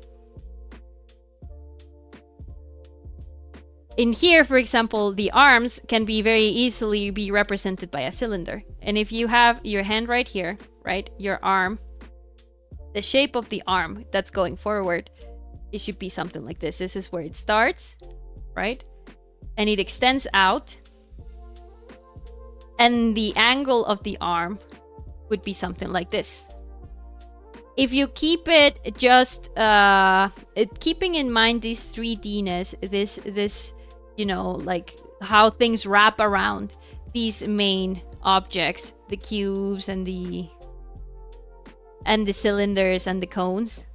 Keeping in mind how, you know, like you draw grids on top of them and how they are gonna, like how other objects wrap around them is the key to drawing clothes and to drawing foreshortening. Because all drawing is flat illusions, right? There is not necessarily a 3D shape here. We're drawing it, we're imagining it, right? So these are the things that you have to count on, so you can really give that 3D illusion, that 3D illusion, visual illusion, right? So don't keep it flat. Remember how objects go on top of other objects and stuff. In here, for example, I'm seeing your shoulder is more like around here, right? And you have your arm here. And it's gonna wrap around here. And it's gonna go a little bit above your jacket right here, just like how in my model it does it, right? Like this. Vividly hallucinating 3D shapes. Shrimp cursed, ban her. Oh man, if only I could, if I were to stream in Spanish, you would not hear the end of it. I would probably be banned from YouTube and Twitch together. I just really love cursing. It's part of my overall vocabulary. Using this reference that we just drew, let's draw her arm in foreshortening. Once you have your 3D shape, it's super easy, like so easy to draw everything else. Once you have this little shape guide, everything just starts coming into place.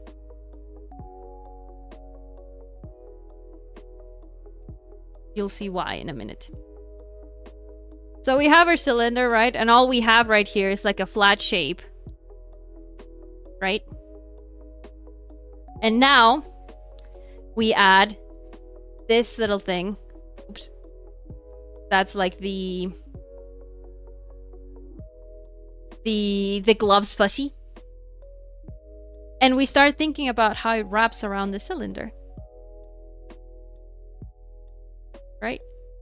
How it goes and stuff. And how it even wraps maybe all the way to the hand. Fill it up.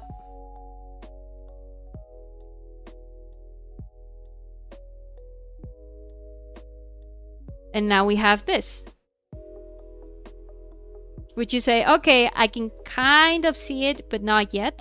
And this is where our heavy line art is gonna help in Roya's case, right?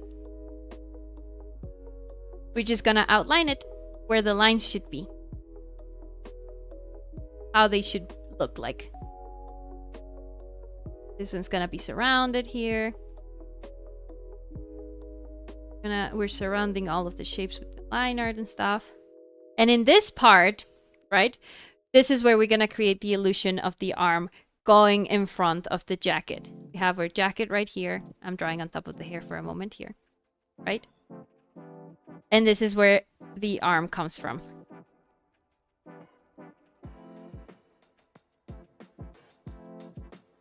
And this is also where we should be careful and also rotate our objects that are in front and are part of this foreshortening, right?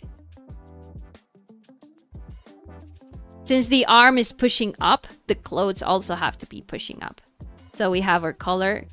It would push up something like this. Heavy line art, heavy line art.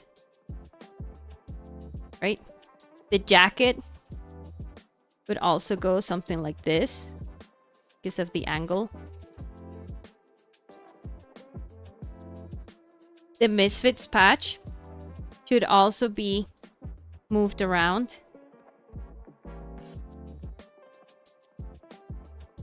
There be a copy.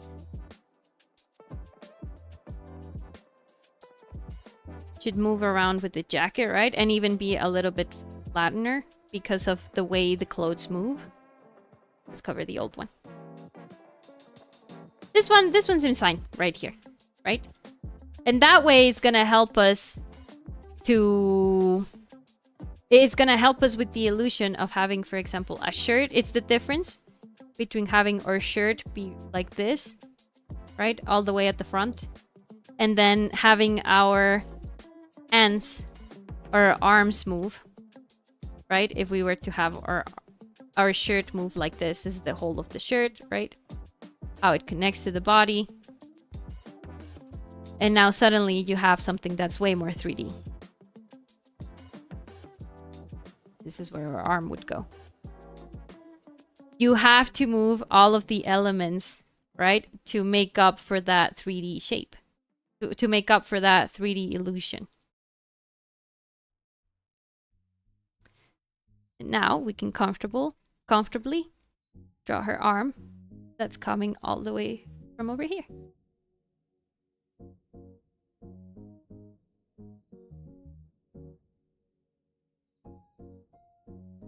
Going above her hair.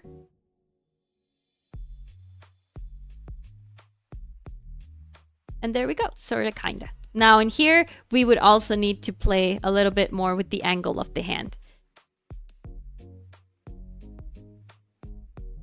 The hand, when we look at like this, like open and stuff, you know, it's again, all shapes, all shapes.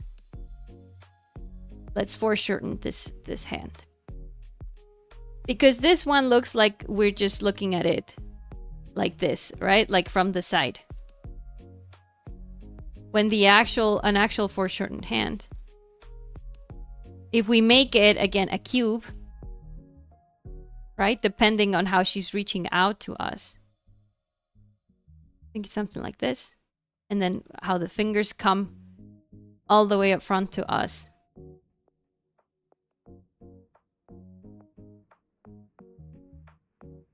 It depends on how she's moving it. How she's offering us her hand. Hands usually take me like a super long while. So I'm gonna go like super fast and just get the main idea across. Layer, new. Her pinky as well. Where did we put her pinky? Right here. Merge it down. So yeah, if you want to do things like foreshortening, practice shapes, shapes, all shapes. we have our guide for the cylinder that we just drew. Right here.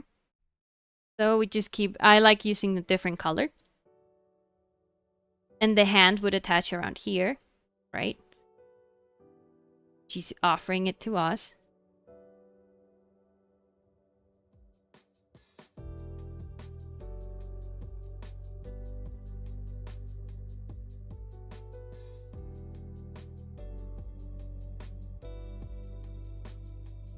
The thumb was okay.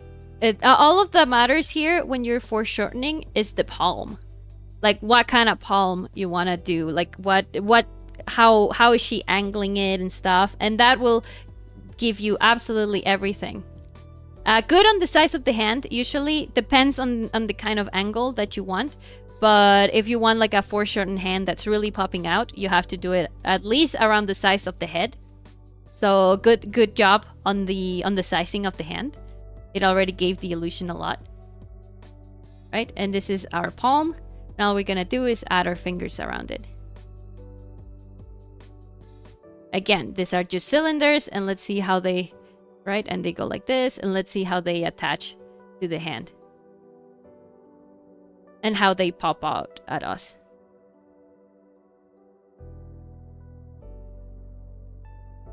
Cylinders, cylinders, cylinders, and then the pinky finger.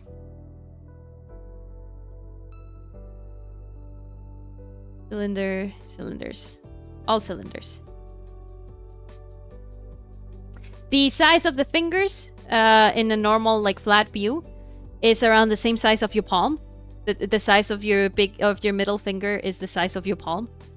That's an easy way to see if it's proportionate.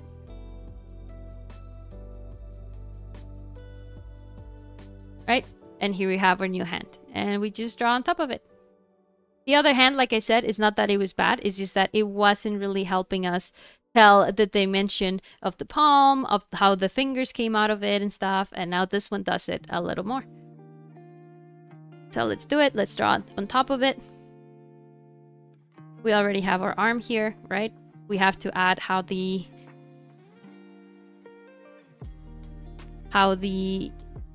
hand comes out of it. This is like the middle of the palm.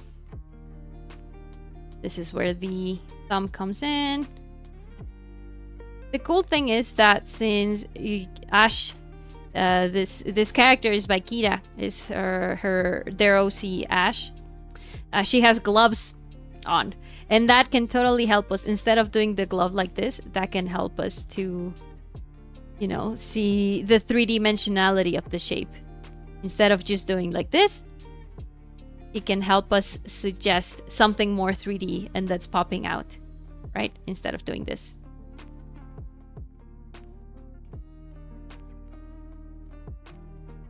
So we do our fingers now.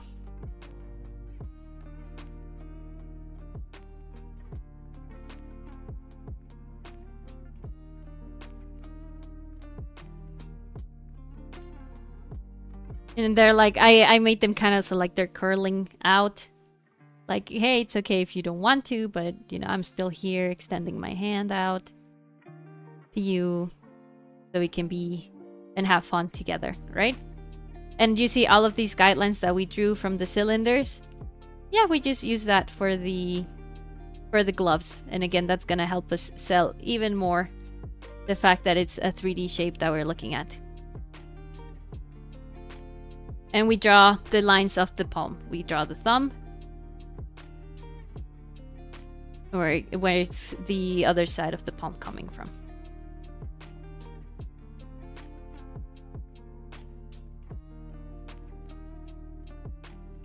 Just like that. I think I want to make it a little bit more angled. This. Like this. Yeah.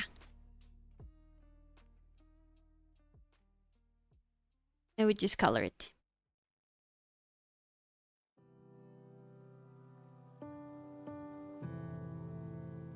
In color. Now, I'm not saying that you cannot do foreshortening before practicing your shapes. It's just something to keep in mind, and that way it'll also be easier and for you when you draw it. and it will help sell the illusion better of your drawing, so that it doesn't look as flat. There you go. Her hand is reaching out. Right, let's look at the before and after. And let me put these in a layer called guides. And it helps also sell the arm, the arm a little bit more. This was our old hand that we had. Right, this is our before, and this is our after. Before and after. Guidelines, guidelines, guidelines. This is where the guides will help you. And showing how the fluffy wraps around it and stuff helps even more than you can imagine. Let's complete her tail here. Cut it because of the hand. There you go. Right, now another thing that I noticed, vividly hallucinating. Oh no, that was already from a while ago. I'm still hallucinating 3D shapes. Still.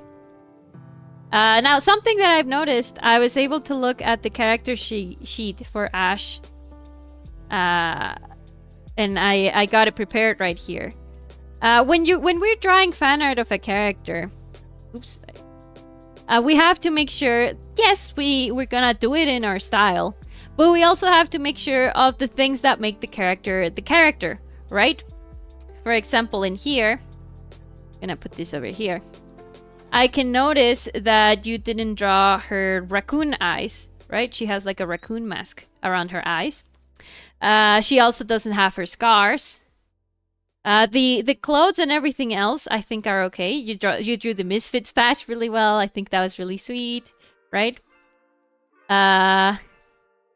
The jacket, for example, I noticed that it actually cuts off at the elbows. It doesn't go all the way around. Those little things are important where we're drawing fan art of a character. Why? Not only because people are going to be able to recognize it better, but because it's also our way of showing, I guess, respect to the artist, right? Respect to the OC. We don't want to make them think that we're trying to make their design better, right? Or correcting it, like other people on Twitter do, right? There's a whole debate in the Scab community, which is where you commission a Japanese artist to draw your character, you know, without any revisions or anything. It's just, hey, can you draw me? And they draw you and they charge you super little, like $15. There's a whole thing where a bunch of those artists started taking tan characters or brown-skinned characters and making them light-skinned, right? And this obviously had people, the commissioners, the clients be very, very upset.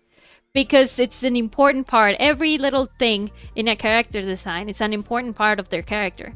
And if it's missing, then it means that the artist either didn't care or that they're correcting it, right? So it's very, very important to show our respect like this when we're drawing a fan art of a character.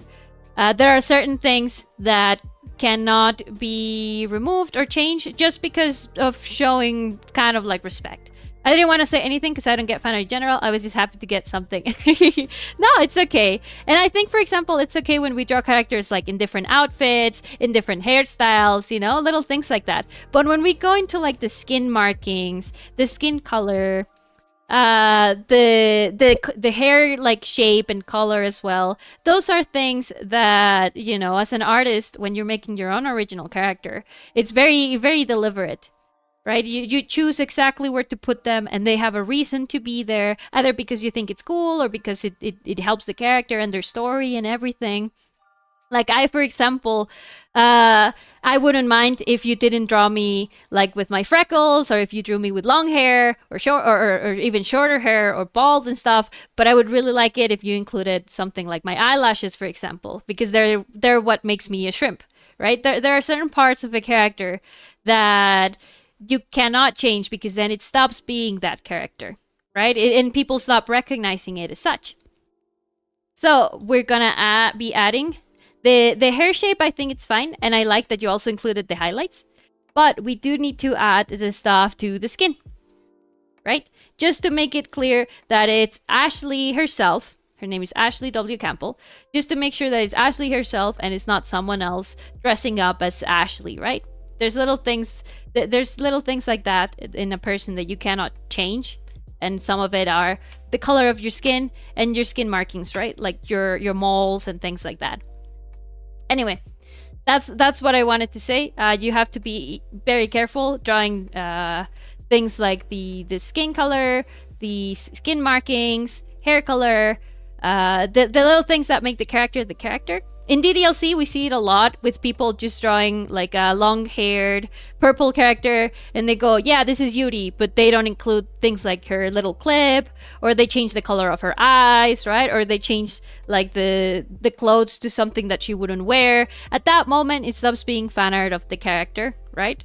And it makes it so viewers have a harder time recognizing it.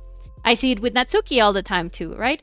I see all of this super cute Natsuki art with her in different hairstyles and different outfits and stuff. But then at some point, I only know it's Natsuki because of the pink hair and the little hair swoop that she has, right?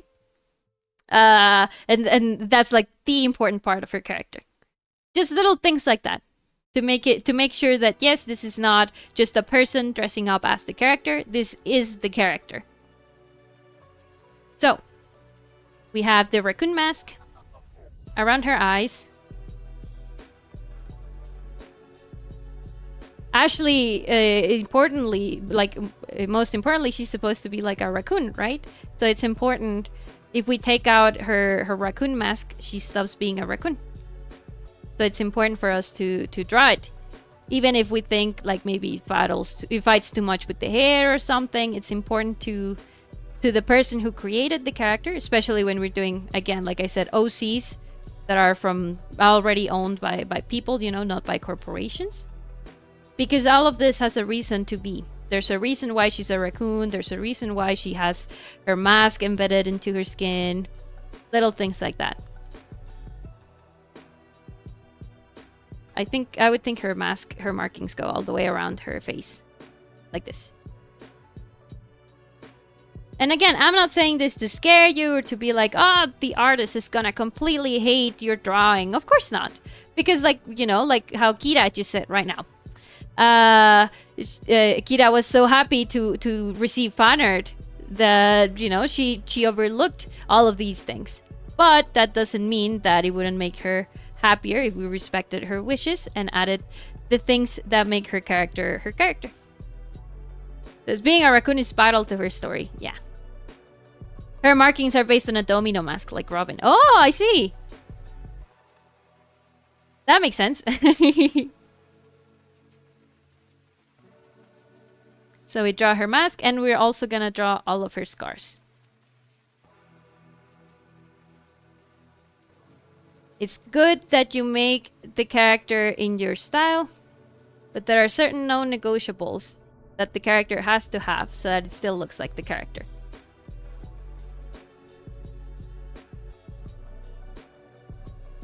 Oops, I'm gonna put them in lower opacity so I can erase where the lines of the face are.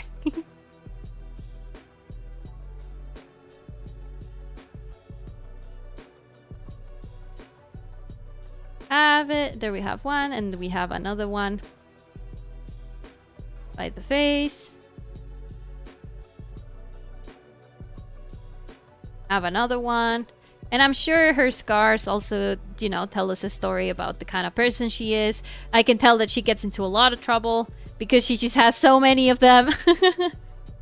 And with the leather jacket and stuff, she totally looks like a fighter. And she has some on her stomach here. And a bunch on her hands. Let's move the reference around.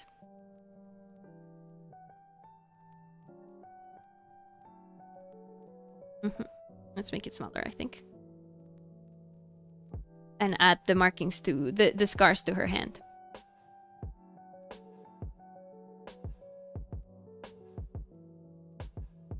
We have 2 in the thumb.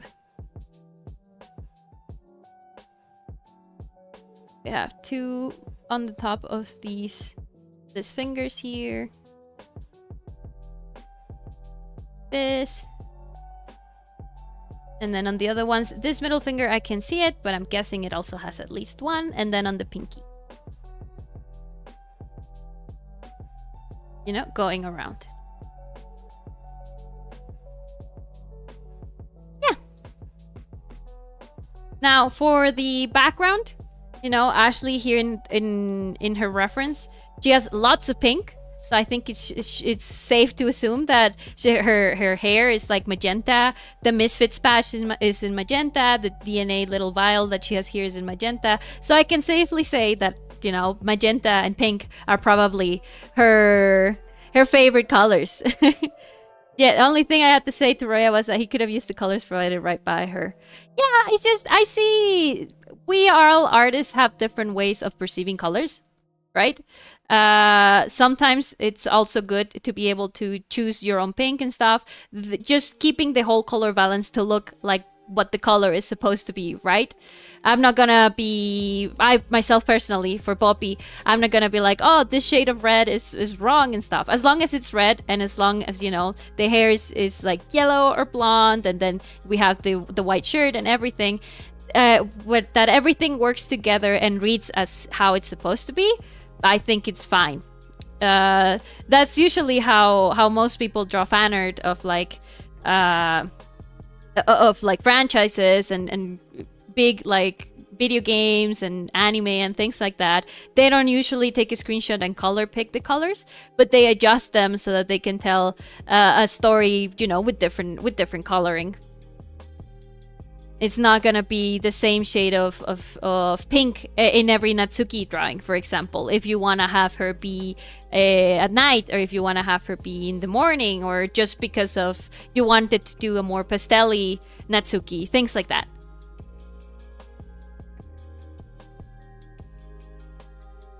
So let's do the background a shade of magenta or pink to show that it is her, because it seems like it's her favorite color.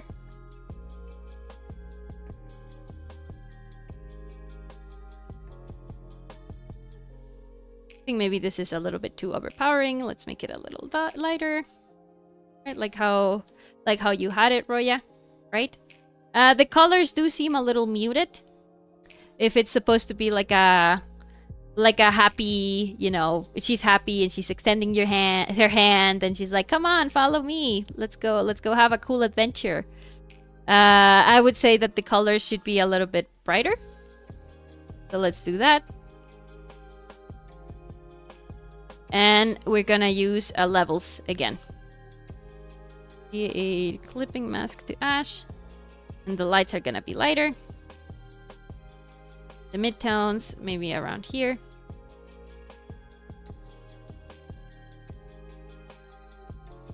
Now, you see what happens with adjustment layers like this?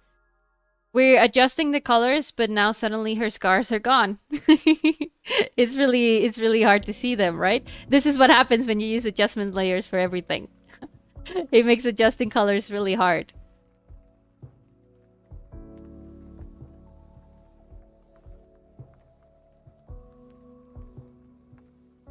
Like this, and we can also add a brightness contrast. From this to this. Just a little brighter. Just a little bit more like Poppy. Like Poppy as in pop. Nice tips. Also cool to see. Yeah. The muted was the main reason for the color recommendations. Yeah, I guess it's more like color recommendations.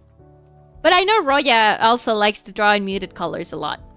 I just think, you know, if he wants to take his art to the next level, he should consider playing around with dark and light colors to tell a story. And now for the background, you can leave it like this, a color background. You could even make it just white. That's like the most popular right now. But I think we could do something cool. Like with the posts on Instagram that I have, right? The backgrounds and stuff, we can add something like a little shape behind. We can leave it pure white. I saw someone, we can do like a very basic shape background just to give the idea of where the the person is. I really like this one, where you just duplicate the character and you make them be a little bit like lighter and with less opacity in the back. There's many ways to make a background. You can add little shapes and doodles, right? Just to make it more interesting. This one, for example, is just a very soft gradient. If you notice the dark color is not by the face. The face is always supposed to be surrounded by light. And so you go in the dark color like on the back and you add some like dust particles. For this, I would say look at the art that you like and check what your favorite artists are doing, right? See, why do you like this? And you kind of Frankenstein it into your own drawings. I love this one too. It's like, you know, blue with like a few little clouds. There's a little kitty that died. That went viral, this one. Tater tot. You can leave it colored and just add some text, you know, things like that. So you decide. I think for Ash, since she's a very like action character, she looks very like very active, very like down to party and stuff. We could do like a solid color, and I like to use triangles to tell the person where we should be looking at. Right, just like a triangle in the background. It helps direct the person, the viewer, into the main action. And it also gives it a cool something, right, in the background. So that is not just flat. Something like this. Let's fix the triangle. Right? And again, we're adding a little bit of light. The face should always be surrounded by light. I said always, but, you know, there's exceptions to the rule and everything. If you want your character to stand out, doing it like this definitely helps. And I'm just adding a shape like this. And I'm gonna add a Gaussian blur to make it even fade more. And a little bit of opacity. Just like this. And now it looks like she's out on a sunny day, having fun, and she's like, yeah, let's go, let's do this. Hey, yo, stream. Hi, Neru. Oh, hi, Rodrigo. Welcome.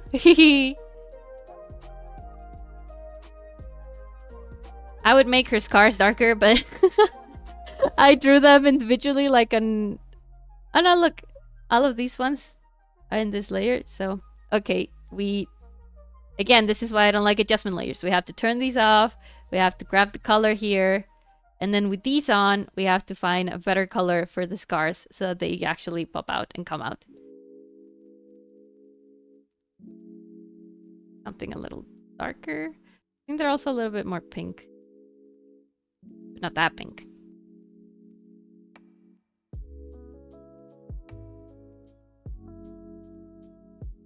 And this is why I don't mess with adjustment layers.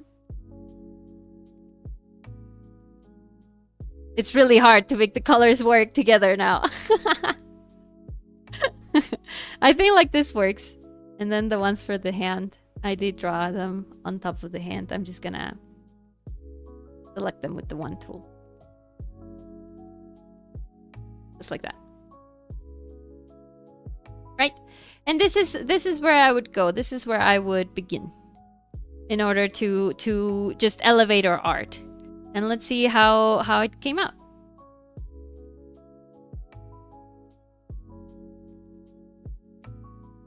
We started with this.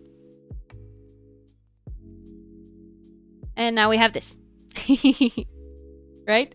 Make your main character the main character of your composition. Don't just leave them standing there. Or if you are, you know, add a background around them that tells a story. We could have added some another way we could have done this is we could have drawn like some bushes and stuff, right? And make it like a cool park scene or something. With the clouds.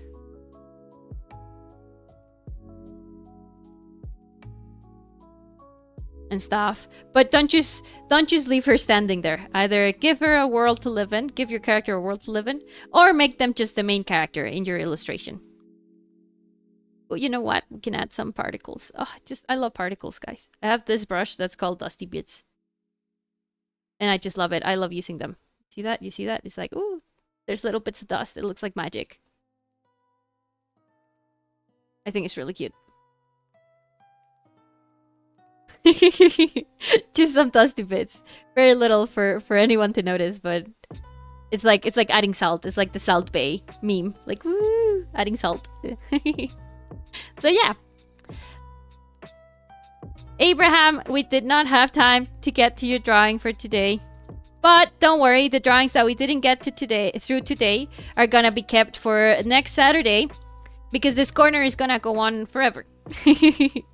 So if you want to see your art featured here, send it to the Discord server, the Shrimp Tank, link in the description, or also, oh, it actually didn't end up like pinning it in the chat. Here we go. This is the link to the Shrimp Tank. Let me pin it. Oh yeah, pin it. Sorry. Got too excited there. So join the Shrimp Tank, submit your art, grab the artist role, and then submit your art in the artist help submission channel.